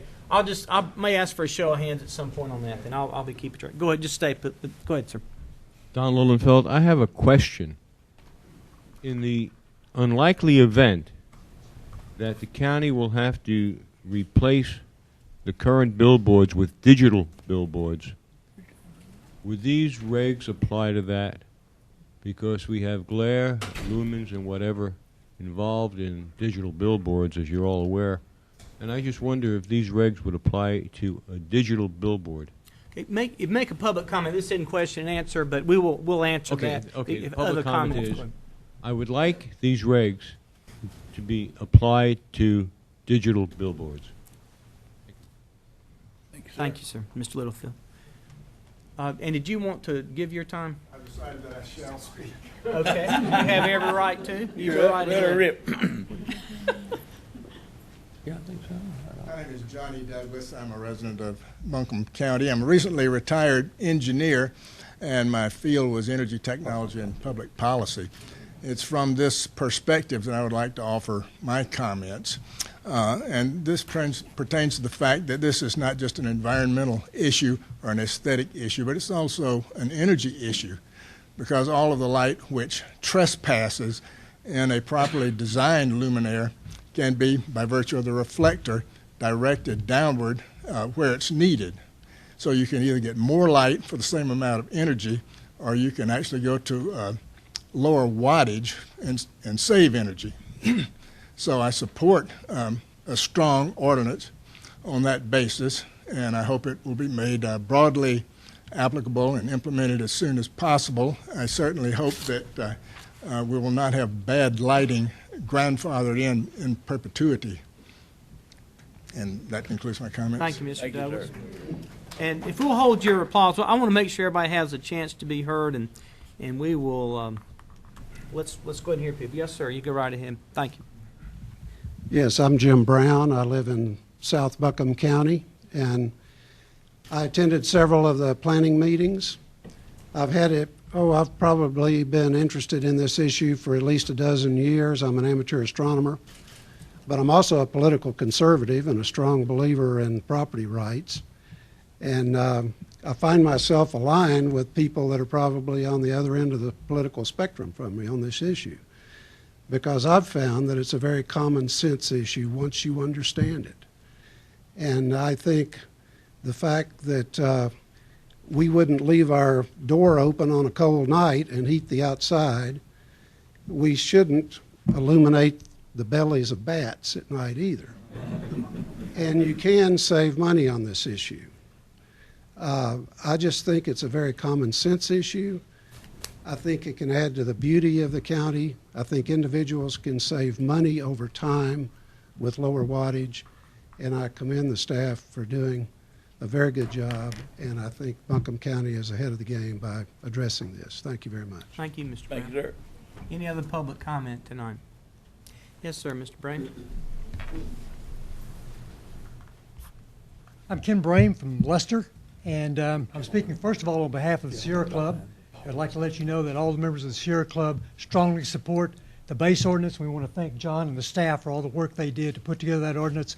And we also strongly support all of the amendments that are going to be proposed tonight. And wanted you to know that. And then speaking personally, as I said, I live out in towards Leicester, and moved into my house and had this beautiful view of the night sky and the stars on the outside of my deck, which faces east. A couple of years ago, a new apartment complex was put in 2 or 3 miles away, and now when I look out, all I see is this glow because they put in unshielded lights. And this ordinance, with the amendments that are being proposed, would address that and keep that from happening in the future. And 5 years down the road, I'll get my stars back. So, excited about that. The second thing is that my next door neighbor doesn't have a pole light, but he does have a light on his garage flashing out to his driveway, which comes, when it's on, right into my bedroom window. Now, the good news is it's not a dusted-on light. But if the next owner of that house were to decide to make that a dusted-on light, I would be sleeping with blinders on every night in order to be able to sleep. So again, I strongly, both from a Sierra Club perspective and personally, support all the amendments that are going to be ordered tonight, and ask you to vote for all of those. Thank you. Thank you, Mr. Brame. Yes, sir. Good afternoon. I'm Calvin Chrisman. I live on Sand Branch Road in the Broad River area of Buncombe County. First off, I'd like to thank all of you for what you do. In other incarnations, I've served on boards and I know the time it takes and the demands that are on you. So thank you for what you do. And thanks to the Planning Board for putting together a good regulation. I say good because it's not excellent. You do need to consider these amendments. They're important to be added to make this excellent and to make it compare to other municipalities and other areas around. I'm very blessed in where I live. I'm high on a mountain looking down into Guerin Creek in Fairview. I say blessed. This morning it was blowing 40 miles an hour up there, so it's usually pretty nice though. But every night when I go out and look down into Guerin Creek in Fairview, I see new lights down there 1,500 feet below me. I should be able to see that light on the ground, but not see the lights themselves shining up at me where I am. If they're shining at me, they're shining into neighbors' bedrooms, they're glaring into the streets and so forth. So it's these dusted-on security lights that are really the issue. Dealing with the ones only that are mounted on 12-foot poles, it's a distinction without a difference. If it's a security light that's shining all night, it can be mounted on a barn, it can be mounted on a house, it can be mounted anywhere. If it's not full cutoff, it's still going to be causing problems. So I would encourage you specifically on that one. I think all these amendments are important, but specifically on that one to please give that some consideration. I think otherwise, you can get wonderful lighting, you can get safe lighting, you can get cost-efficient lighting without paying to send half the light up into the sky. It's a waste of energy, it's a waste of electricity. The folks that are going over in the International Space Station aren't looking for us down here, I don't think, and that's the only thing that light's going to accomplish. So let's keep it on the ground where it belongs. Thank you very much. Thank you, Mr. Chrisman. Any other comments? Yes, sir. I'll cede my time to Mr. Arcand. Okay. Are there any other folks that would This lady want right to? there. Okay, let me just do it this way. Any other folks lady want to wants to see their? speak, too. Okay, go ahead. We'll go ahead and come. You next. I'll ask that after we get all the individuals up. Thank you. Thank you. My name is Julie Lehman. I'm a resident of East Asheville in Buncombe County. There's a few things about me that explain my interest in speaking tonight. I'm an amateur astronomer and fan of stargazing. I live across the street from a non-conforming streetlight for the past 9 years now. I struggle with glare when driving at night, and I'm concerned with helping police regain an advantage over intruders at night, both residentially and commercially. Like most of us, I love the mountains, and I was disappointed when I learned a few years ago that 45% of the power used in Asheville and Buncombe County comes from mountaintop coal removal. So one of my concerns for supporting the new rules and amendments are had to do with energy and waste. On a global scale, I've long hoped that developed countries like ours, who use lots of energy lighting the night, would reconsider the cost and benefit of doing so, particularly in an age of limited and dwindling natural resources. If reducing unnecessary lighting helps lessen our dependence on non-renewable resources, both foreign and domestic, it seems worth consideration. Like we've said tonight on a few other rules, I'm always heartened when Asheville City or Buncombe County has smart legislation and when it's cited as an example for other cities and counties nationwide. So when I learned that the Commission was taking up the topic of smart lighting standards, my citizen antenna went up. I'm here this evening to advocate for the adoption of the new lighting standards and for all 4 proposed additional amendments that will close the loopholes not addressed by the Planning Board. Thanks. Thank you, Ms. Weeman. Any other individuals? Yes, sir, on the front row. I'll get you next. Good evening, Chairman Gant and County Commissioners. My name is John Buscarino, and as a resident of Buncombe County, I'm here to pledge my support for the lighting ordinances and the proposed amendments. I'm also a member of the UNCA Student Environmental Group, ASH, and we're following this issue very closely and support all of us. I just spent the past 4 months volunteering for the National Park Service out in Utah through the AmeriCorps program. The reason I chose this particular park out in Utah is they have a night sky program. So I was giving night sky programs. I'm an amateur astronomer, and it was in Buncombe County that I first discovered my love for the night sky. I have a dirty little secret. I'm not actually from Western North Carolina. I'm from South Florida, and where I grew up in South Florida, I only had a handful of stars, and it was a night on the Blue Ridge Parkway in Buncombe County that I first looked up and saw the wonders of the night sky. And I love your seal there, and I think that the natural beauty of this area is a big draw both to tourists and residents of the area, and we need to be proactive in maintaining the night sky as a resource of this area. But also, it's a public safety issue, both for driving and being able to see at night. It's an energy efficiency issue. It's about saving money and saving energy and saving our night sky. So once again, I ask you to support both the proposed lighting ordinance and the proposed amendments. Thank you. Thank you, sir. Al Gumpert, resident of Buncombe County. I'm representing Friends of Town Mountain this evening, and we would like to thank the commissioners for starting the ball rolling on this ordinance and the staff for the work they have done.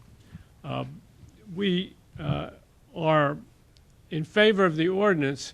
We would like to see it taken to the next level by the adoption of the proposed amendments. In particular, concern is the dusk to dawn lights. They are the most complained about lights. And of course, if, as was mentioned, if you are on any raised area, one of our mountains, on Tout Mountain, whatever, they're the lights that come into your bedroom. And as far as somebody having their dusk to dawn light so that they can see the coyotes, it doesn't need to go up in the air. The coyotes are down on the ground. And we are very much in favor of the amendment that would bring those lights into conformance in 5 years, which just means adding a shield. The other amendments that have been offered would include make other developments such as apartments and their attendant parking lots subject to the ordinance, only accepting single-family residential. And we think that that's a very good amendment as well. We like all the amendments, basically, and we urge you to include them to bring this ordinance up to where it should be. Thank you very much. Thank you, Mr. Gump. Yes, ma'am.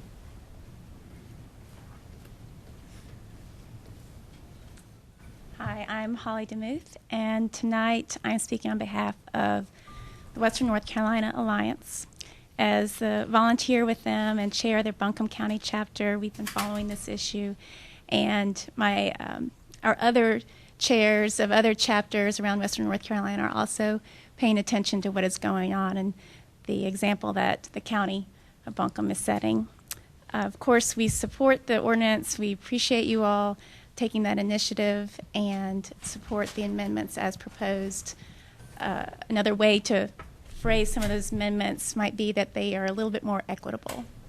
We would argue that all dusk to dawn lights are created equal, and whether they are on a pole or not, whether they're 12 feet high or not, whether they were put up by a resident or a commercial person, they all have the unsafe glare and light trespass regardless.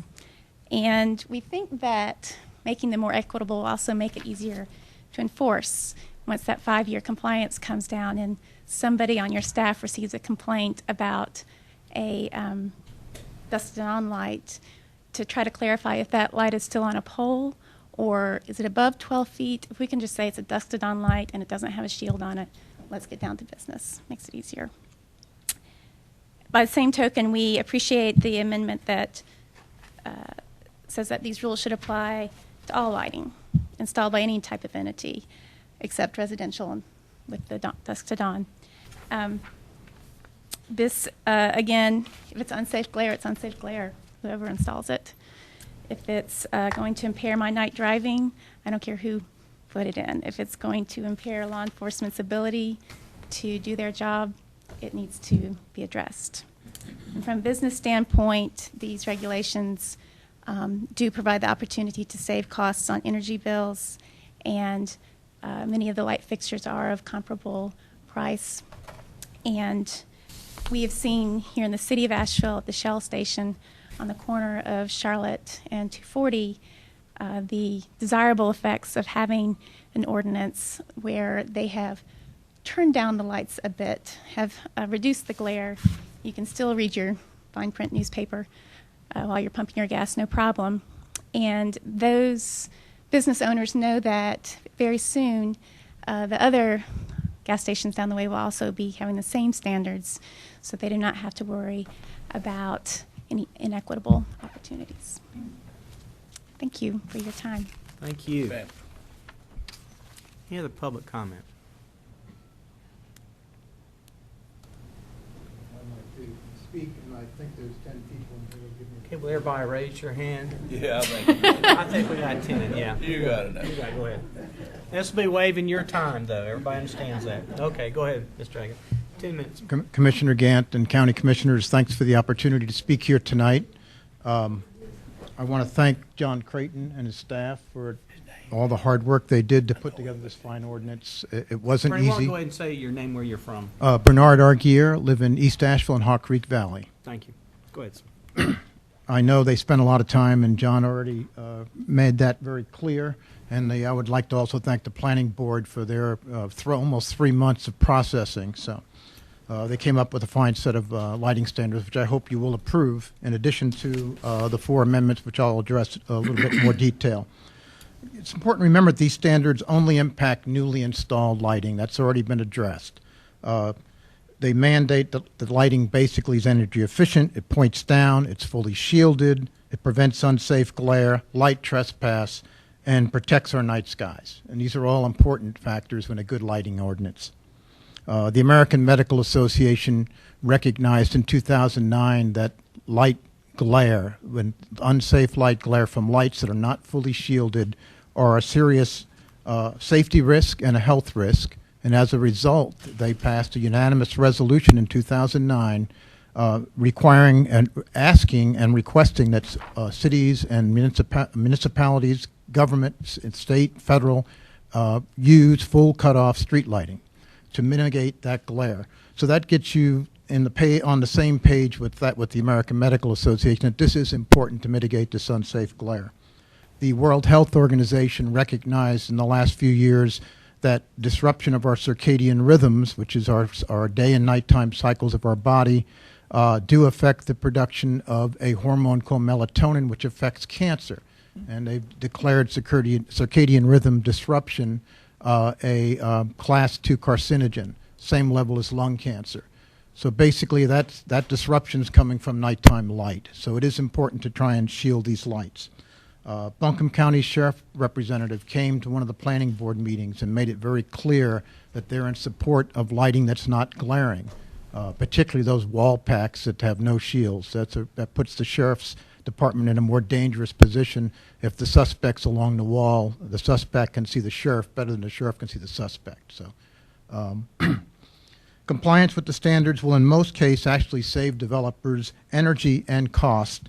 A good example is the Shell station that Holly just mentioned a few moments ago on I-240 and Charlotte Street. They replaced their canopy, and they're in the city of Asheville. So they had to replace that canopy with full cutoff, recessed lighting, and they had to drop down the number of fixtures. They used 1/3 as many lights, so they saved a lot of money. And I can still read the fine print in the textbook at 20-foot candles. So it's still plenty of light, and we've definitely saved on our carbon footprint. Look at the Shell station at I-24 in Merriman. That one's still old. It's still non-compliant because they were grandfathered in, much as this ordinance will do. But someday they'll replace that, or they'll renovate, and it'll have to become compliant. They'll save some money. They won't be as bright, but they'll save money. The 4 recommended changes. As you know, it includes both public and, one of the changes means to include public buildings, which means county buildings. And I think you almost have to do that tonight. You'll be a little embarrassed to ask everyone else to meet these standards, but that you don't have to. So you have to pretty much do that. And that way you can lead by example.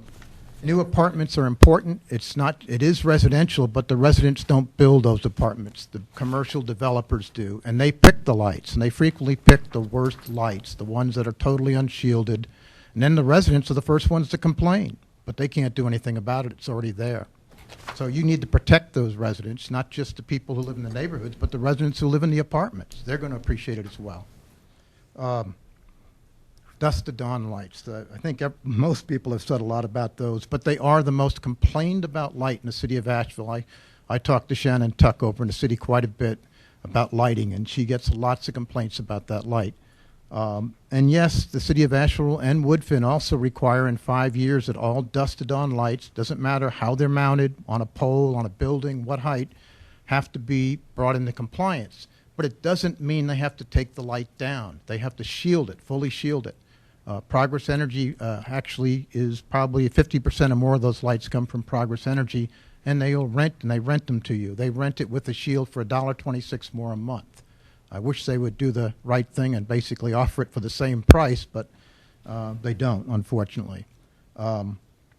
Requiring a full cutoff shield in single-family settings, is, as I mentioned, is also the same thing as what we have in the Asheville and Woodville ordinances, so you're not breaking new ground here.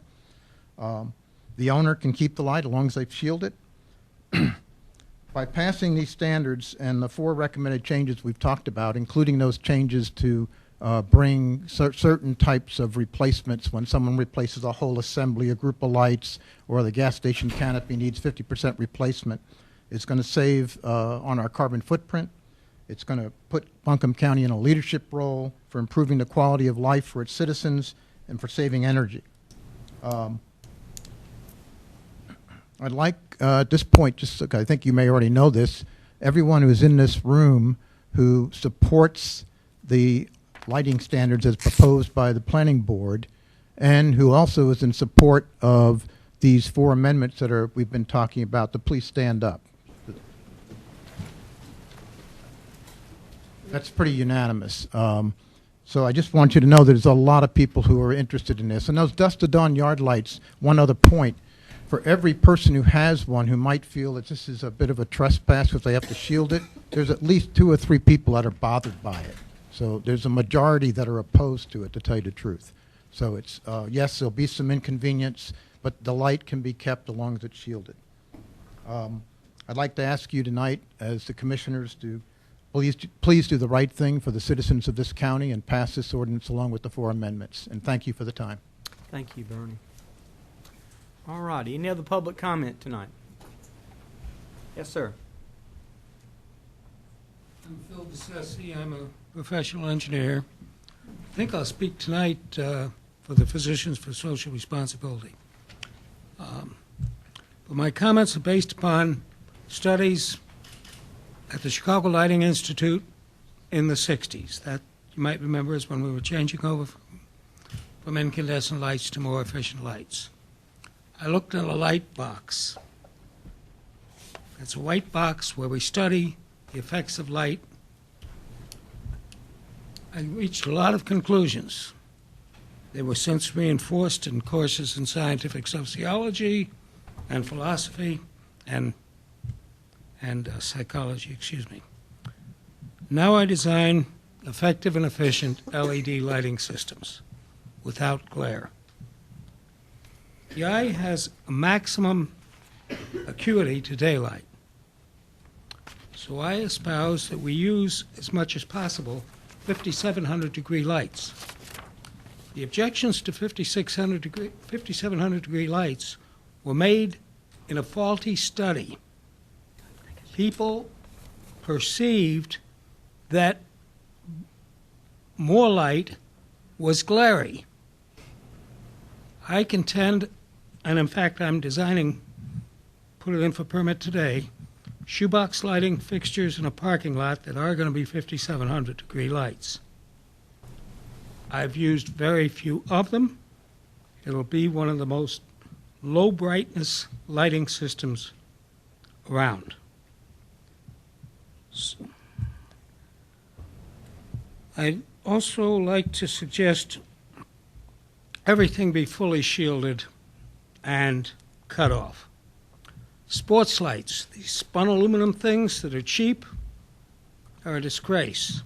We should be using rectangular lights with shielding. Aim the light exactly where you want. Any spotlight should be a well-designed lighting fixture. And in conclusion,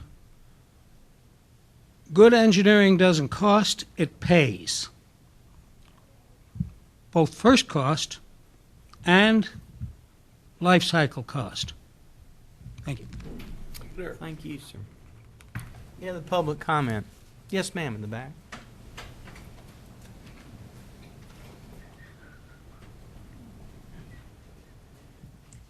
Hi, my name is Margot Walston, and I'm a resident of Buncombe County, and I just wanted to show my individual support for the lighting ordinance and really encourage you to consider all 4 amendments, because I think that we have the opportunity to set the standard for other counties, neighboring counties. I am a resident of downtown Asheville, but my family lives in Transylvania County and increasingly less rural area. And I grew up marveling at the stars that I can no longer see in our skies and in these beautiful mountains. And I just want to really recommend that we do the right thing from the beginning here in Buncombe County to serve as an example for neighboring counties in western North Carolina. Thank you. Thank you, Ms. Wilson. Ms. Wilson, everybody lives in the county. Yes, sir. Mr. Frye?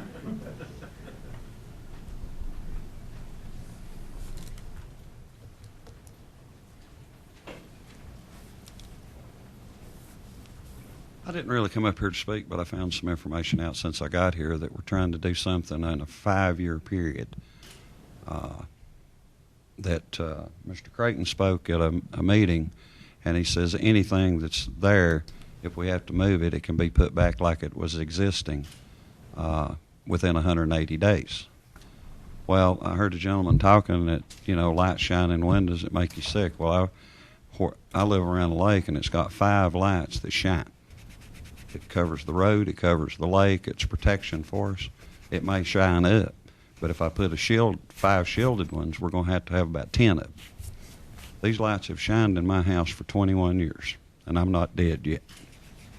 It's real simple. So, there's a lot of people in this room, we're all from Buncombe County, but the city's got ordinances that they put in effect. Probably most of the people in this room are from the city that want these ordinances brought into effect. Now, I talked to Mr. Creighton, plain and simple. You did say that, didn't you, sir? Well, it's not a dialogue. Well, it's a simple fact. He was at a meeting explaining this new ordinance, and the facts were brought forward. Let's do 1 step instead of 5, Mr. Chairman Gant. Let's look at where we're going before we try to overdo everything. That's, you don't have to change this or do 4 different things in one evening. You looked at a program, it was brought forward to you, now you have people that want to change it and change ordinances. Please just look at the first ordinance. I live in the county, all the way out in it. It's like I said, there's lighting out there, I can see the stars, they shine in my window at night. So please just forget about the one thing. You want to put an ordinance in place, let's start with 1 and figure out how far we need to go from there, if you would, please. Thank you. All right, Mr. Frye. Thank you. Any other public comment? Yes, ma'am, in the front.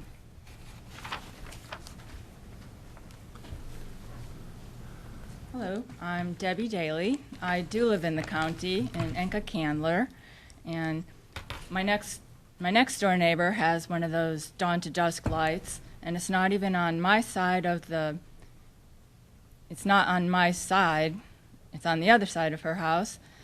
And yet, if I was to go out at night, say to see a meteor shower, I find that my yard is flooded with light coming from that dawn to dusk light, making it very difficult for me to see the night sky. And also in Enka, we're getting a lot of new development. We're going to get a big box development, store development, and new housing developments coming in. And so I think the more the county is being developed, the more important it is to pass this lighting ordinance the sooner. you know. Also, I find it a driving hazard, the glare from street lights and businesses that are directed towards the street instead of downwards. So I totally support the proposed lighting ordinance and urge you to pass the 4 additional amendments tonight. So thank you. Thank you, Ms. Daly. Any other public comment? Anybody behind the pole? I got a blind side on both sides. Yes, let's see, you've already spoke, we only one speaker, I'm sorry. choose 3 minutes, I hope. Well, No,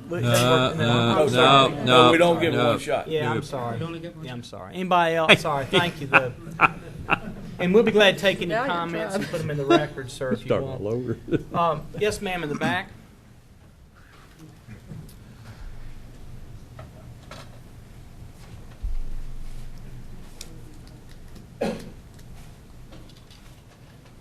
Hello, my name is Laura LaFleur, and I live in downtown Asheville.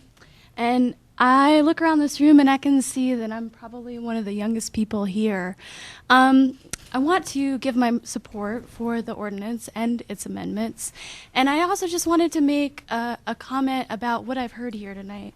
I think as somebody who's young and who sees these new ordinances come into place, we don't necessarily know what's in place already or the reasons why, but when they're described to us and explained to us in a matter-of-fact manner, we can understand what they're for.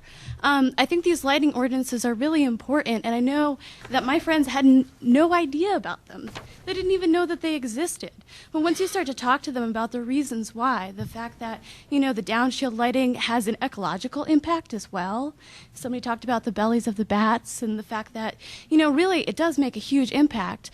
The stars, that's a huge one. Nobody thinks about it. I think fear, a lot, which is put on a light.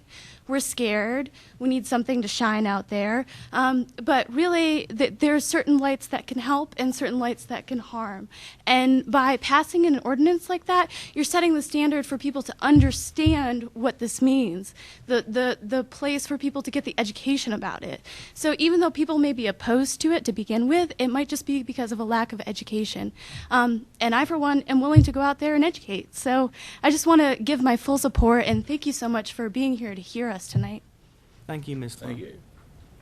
Any other public comment? Yes, ma'am.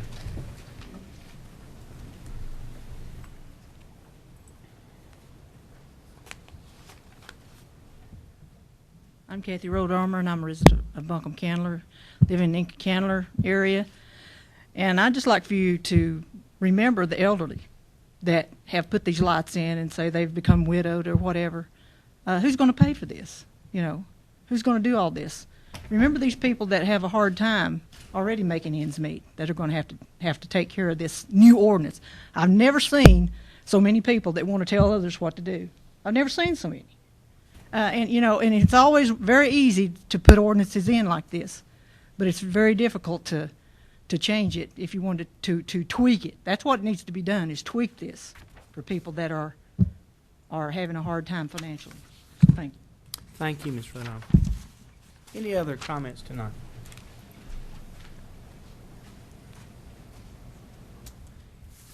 If not, I'll declare the public hearing closed at 6:33. Mr. Frew, I think in the pre-session we talked about it might be appropriate to have a motion for the overall, the initial, and then take amendments after that. Is that the order we should consider? Can we do it all at one shot?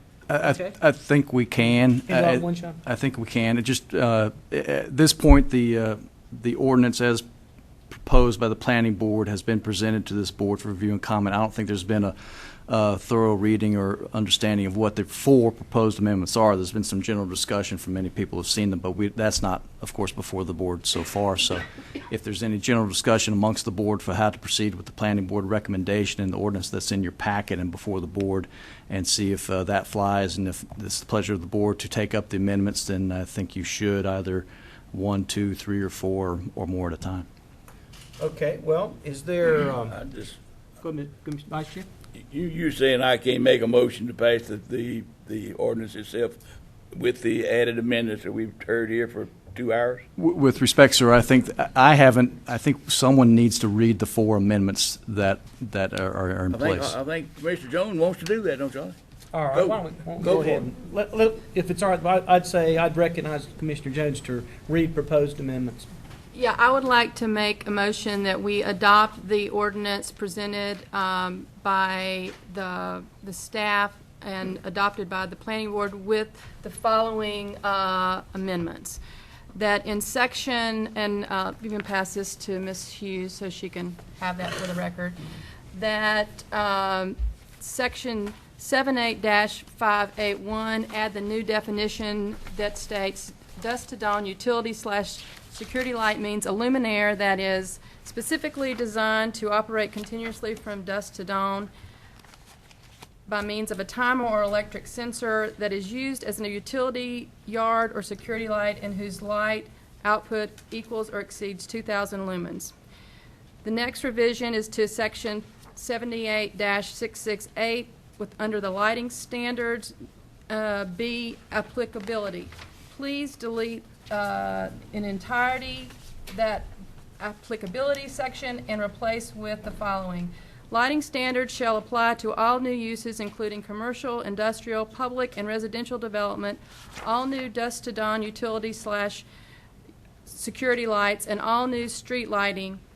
To the extent regulated by this section, all existing outdoor lights or lighting systems installed prior to the adoption of this ordinance shall be treated as nonconforming uses pursuant to section 78-657 with the following exceptions.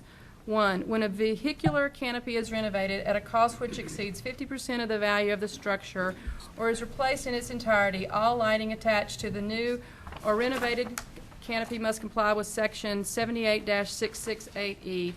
2. When all light fixtures of an assembly or group, such as all the fixture lighting a loading area or all the fixtures lighting one facade of a building are replaced, the new lighting must comply with section 78-668E.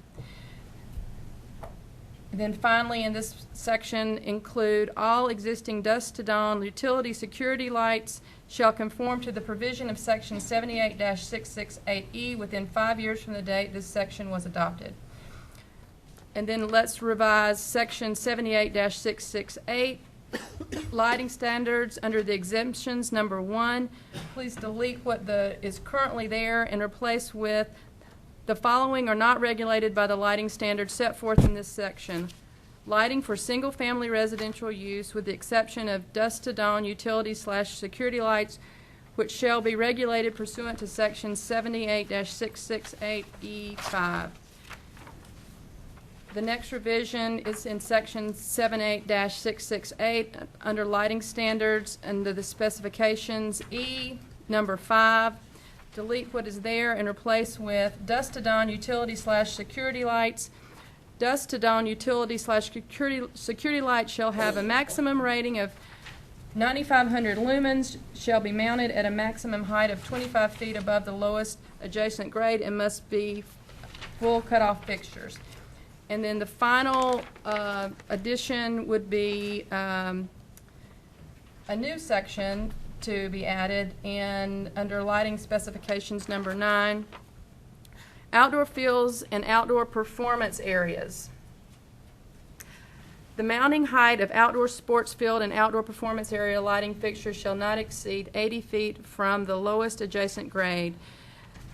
All outdoor sports field and outdoor performance areas lighting fixtures shall be equipped with a glare control package, louvers, shields, and similar devices. The fixtures must be aimed so that their beams are directed and fall within the primary playing or performance area. And finally, under 3, the hours of operation for the lighting system coincide with the active use of the field or performance area and any necessary maintenance thereof. Lighting the field or performance area during periods of vacancy shall be prohibited. Second. Okay, there's been a And, Mr. motion. Chairman, just for Second. clarification from Ms. Jones, I mean, the intent is just to make the requested changes on the handout that you provided to Ms. Hughes. Because I think one question I had, just to make sure, 78-66A C1, you said delete what is there, but there's sections 2, 3, 4, 5, and 6 that follow. I'm sorry. So Yeah. just to clarify that you're Thank just you that asking for this one clarification. sheet. That's why we've got you hired So as our Commissioner attorney. Jones, basically, you're moving to approve the planning board with these 4 changes. The planning board Yes, sir. certification, and Vice Chair Stanley has seconded that motion. Okay. Well, there's more than, I mean, with the stated, the changes address the 4 amendments, but What she read. there's more. What I read, thank you. Okay, what you read. Okay. Yes, ma'am, Ms. Trump. Additionally, we'd want that there be a statement that this is consistent with the land use plan, reasonable and in the public interest. Would that be acceptable, friendly amendment? Is that I a would- second Well, on the? That's great, yes. Okay, so we have that added to it. I have a question. Yes, yes. On the outdoor sports fields, all of our high schools and public schools, are they gonna have, is it gonna cost them any money? Huh? This would be for new constructed fields. It would not be retrofitting Those that- existing fields. For those that are existing now, then they're okay. That's correct. Has there been any consultation with school folks about the cost here? I'm sorry. Not that I'm aware of. And we're talking about the amendment that they just have to cut them off when they're not using them. That's it in a nutshell, isn't it? It sets a maximum height and requires glare reduction, and that they'd have to be cut off when not in use. One thing about it, in my experience, being when you turn those things on, you're spending a lot of money. You turn them on when you have to and turn them off quick as you can. Well, I agree, we need these amendments. I think, what's good for the goose is good for the gander. If we're going to ask people to do this, the government and schools and everybody has to do that. So I think that's fair. I think this is not going to be any type of major expense for people. It's just what's happening, folks, is the manufacturers are building these things into it. Progress Energy's already said they're going to be doing these things if we pass this. So as far as a monumental change, it's not. It is a monumental change in that we don't have any law right now. And we need a law. We needed a law 30 years ago. And so I favor it, I agree, and I intend to vote for it. Any further comments? I do, I'm sorry. Commissioner Jones, go ahead. Please, after Commissioner I guess I just have to say a word or two. I know we've been here a long time, and I know folks are anxious to get on with their evening's plans, but and I realize the great effort that has gone to get the Sierra Club and Western North Carolina Alliance and the other folks represented here, and I certainly do appreciate the fact you're here. But I've just got to say that I feel like I've got to speak up for the folks who might not have even known this was on the agenda tonight, even though it's published, and folks should know and need to keep up with that. And I know I made the comments about the coyotes, and the gentleman took me to task that the coyotes would not be in the upper level where the light was. But what I was trying to do was speak for that farmer out in Fairview, or that farmer in Leicester, or that person who does have some concerns about having to change the way they live here in Buncombe County. I agree that lighting standards are good, and I'm kind of on the fence about which way I'm going to go about this. I was in favor. I was going to make the motion that we accept the recommendation that the planning board brought, because I feel like they had talked to a wide variety of folks, and they had brought people in from all different areas, Progress Energy and realtors, and I can't name all the ones that John named, but I know they did quite a study on this. And I realize the folks here tonight have also done your work, and I appreciate especially the Sierra Club and the folks who met with Ray and I think they met with all of us at one point in time, and I learned a lot.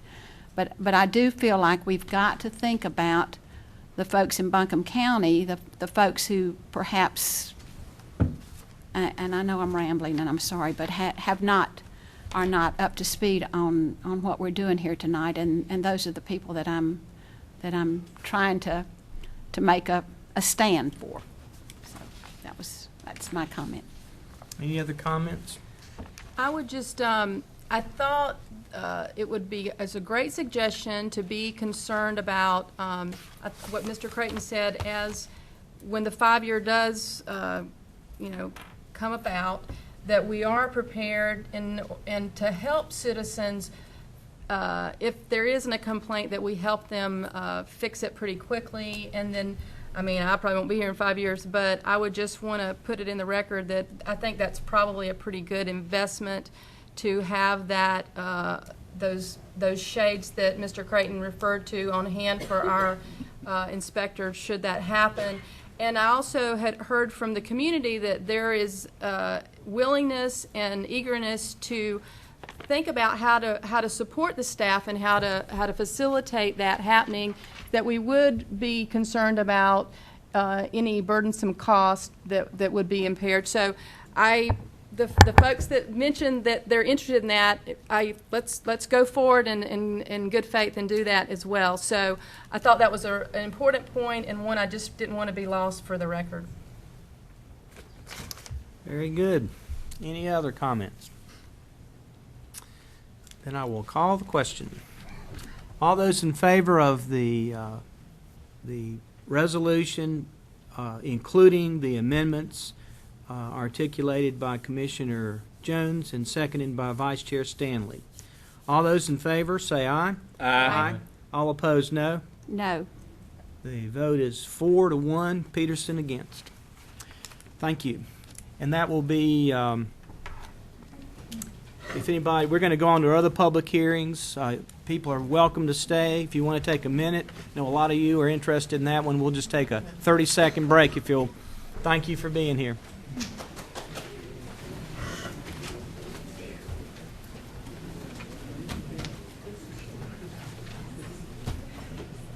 I hadn't heard my phone off, and that would have been embarrassing.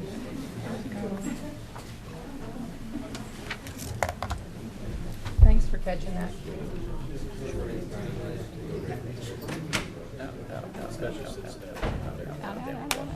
Good job, girl.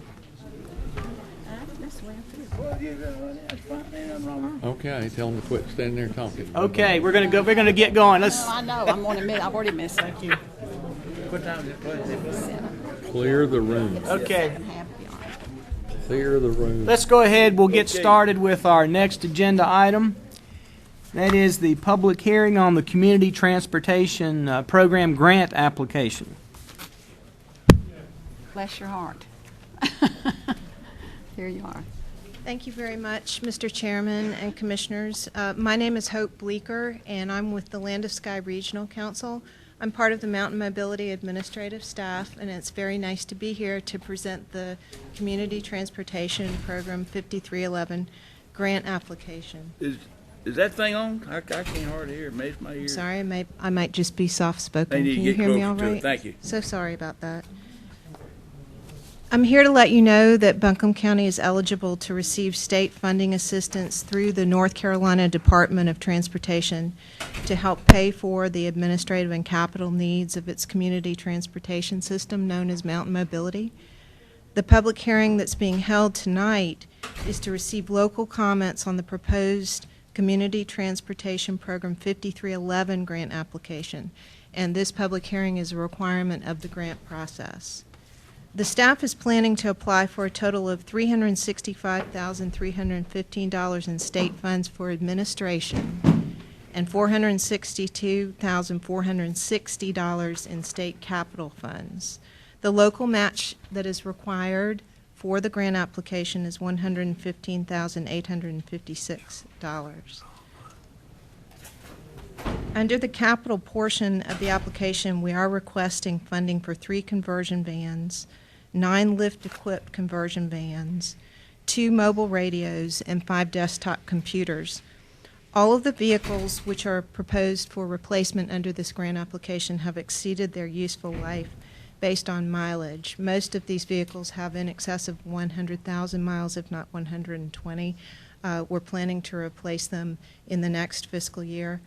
There are 12 vehicles, and you have 42 total vehicles in the fleet. So it's a large project, but those vehicles are due for replacement, and this is a great opportunity to handle that. Other than that, the administrative funding portion of the application really just goes to pay for covering expenses such as salaries, benefits, telephones, postage, utilities, printing, marketing, legal, advertising, and drug and alcohol testing. And the administrative fund portion of it is capped at the same level that you made application for last year. So there are no increases to that. Other than that, I'd just like to thank the board for its continuing support of Mountain Mobility, and I'll be delighted to answer any questions that you might have about the application. Thank you, Ms. Bleeker. Any questions before we start our public comment? I just have one quick question, which is the expansion of ridership that's happening. I mean, I can make some assumptions that's kind of based on people in the economy and need, or maybe not. So I'm just curious if you've got a sense of what you can attribute that to. Sure. I think it's an overall demand for the system, and we also have seen some of the Medicaid transportation user demand increase. The net effect of it, and basically the most recent numbers through December, we are at about 52% as of December 31st as compared to last year. What is very interesting is that we had a great December. So we don't know exactly, we had perhaps 2,000 or 3,000 more riders in December than we had in the previous year. As I look at the particular users in terms of the trip purpose and also the funding category by which they subscribe to the service, it's really an overall continuing heightened demand for Mountain Mobility. So, thank you. Now, our expansion further out into the county, along with the city, it's great cooperation there, right? Because they're running buses. We're at Black Mountain and all over the place, aren't they? Yeah. Inca, out into Inca. Just to Black Mountain. Okay. Good. All right. Okay, any other questions for Ms. Bleeker? All righty, then we'll thank you, ma'am. We'll start a public hearing. I have 6:51. Any members of the public wish to be heard on the Community Transportation Program grant application? Yes, sir. I know this will surprise you commissioners that I have a comment. Don Lowenfeld. I'm on the Community Transportation Advisory Board. I was at a meeting this morning with them, and I can only really support this move. If we look into the future, we know that the needs for public transportation will be more and more and more. The cost of gasoline, the needs of our folks to get to. $5. Gas going to $5 a gallon, I'm hearing. Oh, yes, sir. There's no, I can't debate it with you.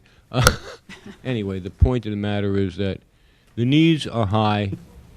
Let's tie this application into what we were talking about earlier, taking people out of poverty, and it's the aging and the affordable aging in community relies on transportation, and public transportation is a major part of it. Thank you very much. Thank you, sir. Thank you, sir. Any other public comment on this application?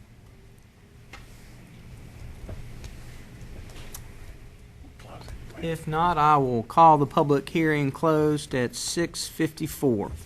Move approval. There's a motion by Commissioner Commissioner Bailey, a second by Vice Chair Stanley. Is there any discussion? Glad he finally did something today. All those in favor say aye. Aye. All opposed, no. Thank you. Ms. Bleeker, next up, Elderly and Disabled Individuals Grant Application. Thank you, Mr. Chairman.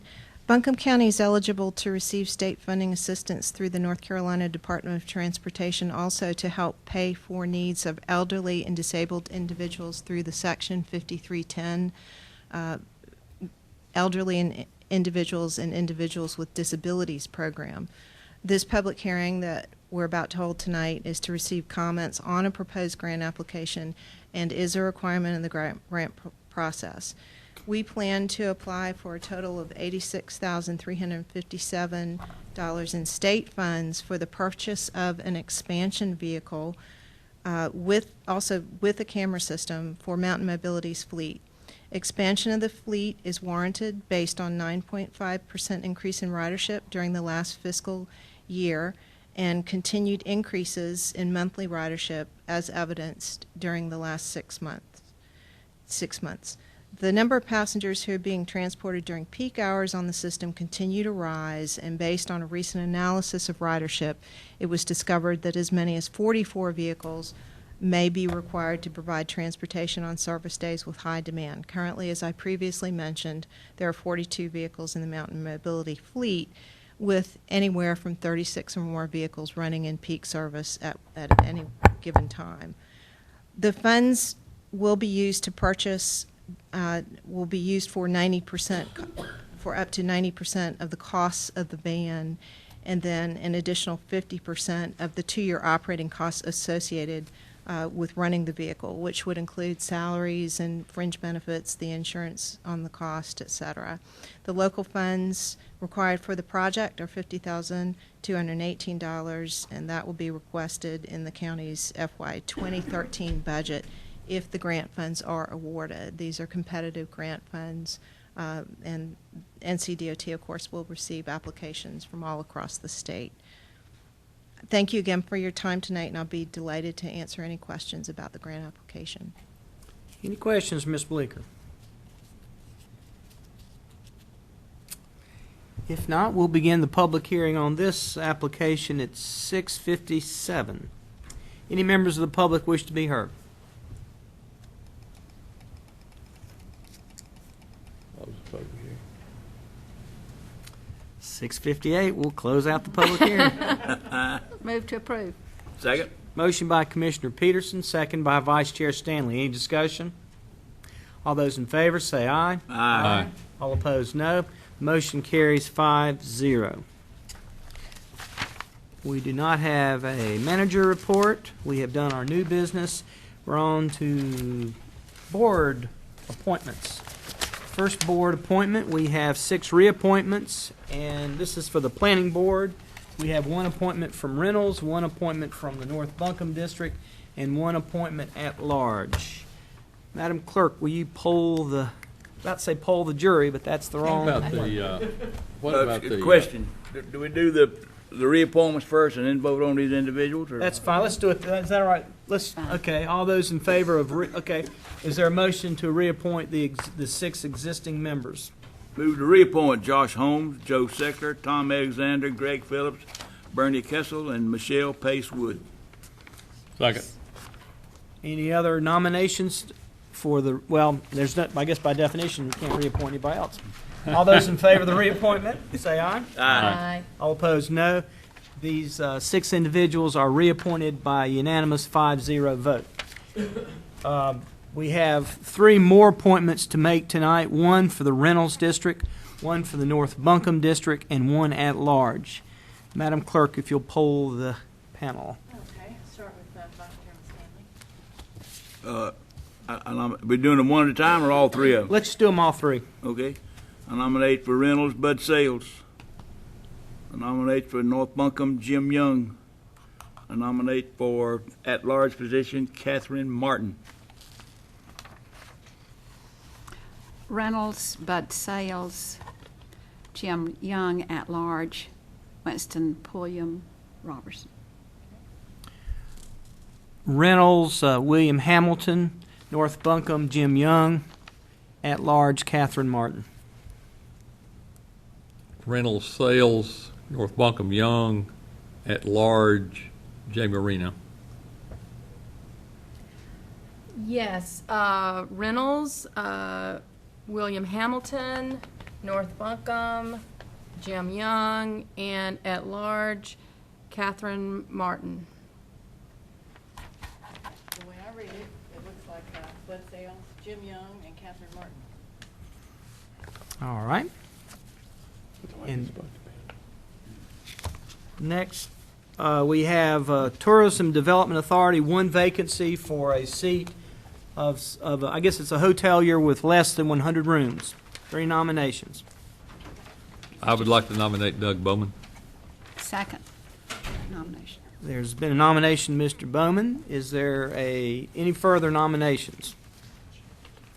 It's kind of a funny thing because they were both so great. If we'd been polled, I would have voted for Paul Kashan, but I don't really want to vote against Mr. Bowman since that's the motion, but I just wanted to acknowledge both of their strong qualifications from Black Mountain and how impressed I was with both of them and Mr. Kashan's long-term experience there.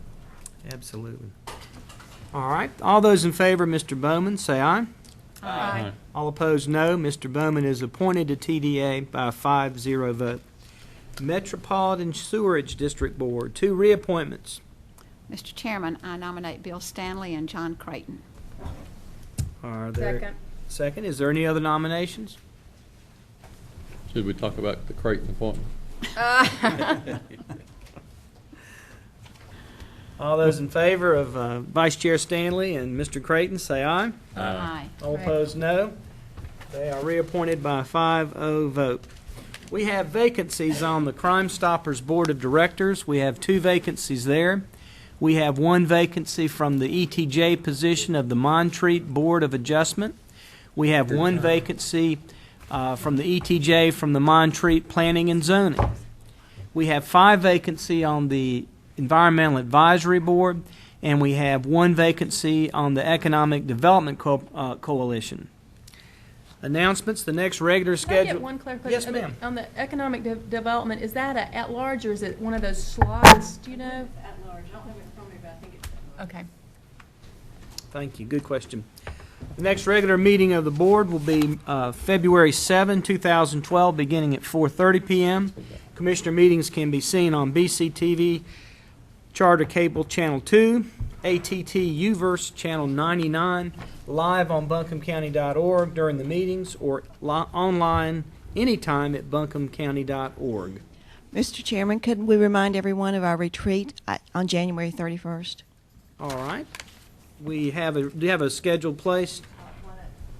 It's at 1 o'clock. It's in the training room. In our Buncombe County Admin Building, Okay. 200 College Street. We will obviously have all the commissioners there. January 21st, training room at 31st at 1 p.m. Until we finish. The training room, which is adjoining our offices. Yeah. No, the one across the street, that 200 College. 200. Oh, it's at 200 Cox. Yes, sir. Okay. I'm not getting anything right. Maybe I should give up. All right. Let's see. We have a closed meeting tonight, Mr. Froome. Yes, sir, Mr. Chairman and Commissioners. We have 2 items under economic development pursuant to General Statute 143, 318, 11A4, and anticipate no action other than direction from the board. All right. The official business of Buncombe County is concluded and will now hold public comment. The time limit for any comment to the board is 3 minutes. If your time expires, and you can leave any question with your name, address, phone number, and email with the county manager, and you will get a response. Board members are not expected to comment on matters during public comment. Comments should be limited to subjects that are within the jurisdiction of this commission or pertain to matters upon which we may act. Any individual speaking during public comment shall address the entire board. Any polling of board members is inappropriate. Peoples addressing the board are expected to observe the decorum of the chamber and be respectful of everyone in the room. Any person who willfully interrupts, disturbs, or disrupts the session will be asked to leave the meeting, and our board reserves the right to deny public address on any subject previously presented to the commission. We will now hold public comment. Any member of the public wish to be heard? Yes, ma'am.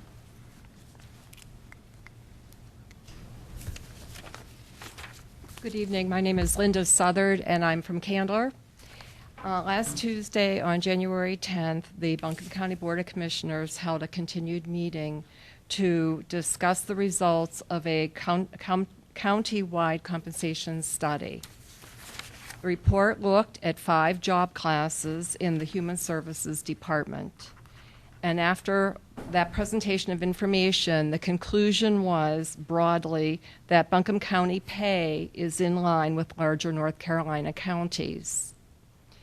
There has been an earlier study by a North Carolina think tank they concluded that Buncombe County government costs more than 30% per person, per resident, than the average North Carolina county. This translates to every Buncombe County resident having to pay $397 more for this excess government. For a family of 4 in Buncombe County, that amount totals almost $1,600. That's extra each year that they have to pay for excess government. So if one accepts the results of the compensation study that was presented last week, a thinking person would ask the question, why are the costs so high? What's causing the costs to be that high? Are there too many employees? Are benefit costs too high? Are the costs of other departments too high that haven't been looked at? Or maybe they've been looked at but haven't been presented yet? Are operating budgets too high? I think that before we can go and conclude with broad strokes that Buncombe County pay is in line with other counties, we need to be asking these questions and have these questions answered. Thank you. Thank you, Ms. Southern. Any other public comment tonight? Yes, sir. Clemens? I'm Mike Clemens with the Council of Independent Business Owners, and thank you for allowing me just a second or two here. With regard to the lighting standards, quite concerned that we already had amendments ready to go here, and no business group was involved. No citizens group from the county was involved. None of the fire departments. Wouldn't it have been nice to have sent this out? Which I think you could have. I'm not saying what you passed was the wrong thing to do. I'm just saying that everybody needs to be on the same page. And apparently there were a lot of groups already meeting with you, and we were not one of them. We don't like that. And we want to be included, not excluded. Mike, have you ever asked to meet with us and it did not happen? I was not aware that you were having meetings on these amendments. It's like any, these people call me. I talked to 2, 3, I think. They call me and ask for an appointment with me about this. I understand, but because they knew it was coming up. I understand. Now, SEBO knew this was coming up, Mike. Yeah, we knew it was coming up, but we knew nothing of the amendments that were presented tonight. I didn't either till they brought them to us. So I'm not saying that you did the wrong thing. I'm saying that if this was worked on for several days, which apparently it was, then we should have been notified, along with the chamber and everybody else, the pro-business, anti-business, anybody should know about these amendments rather than just come in here cold turkey and not know anything about them. I do appreciate Chairman giving me this before the meeting, but there was no time to bring people out.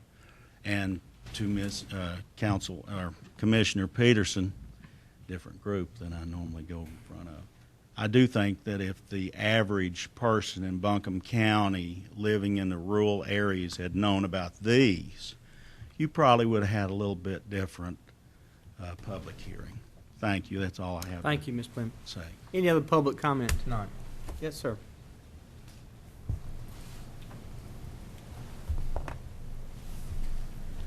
With all due respect, I don't know if I'm going to be out of line, but I want to reinforce the issue about having the regs looked at in terms of the digital billboards.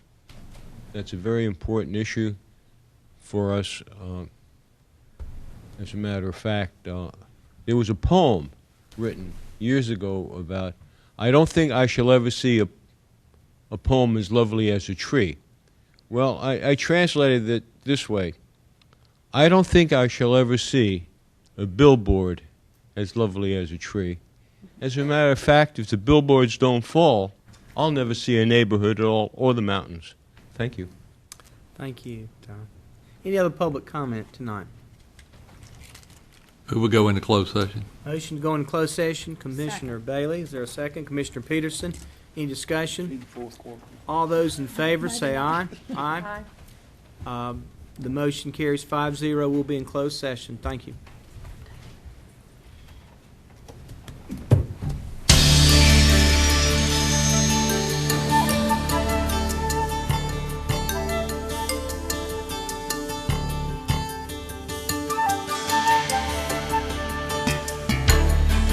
Sir, thanks for being here today.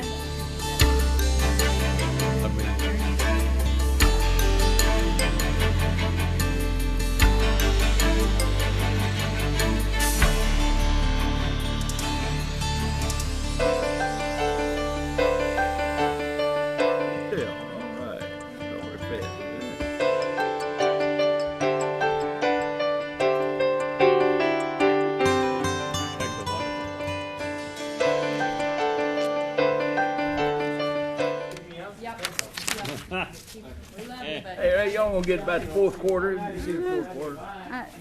Michael, can I remind you that UNC Asheville is playing for the number one. I'll have several questions. Oh, no,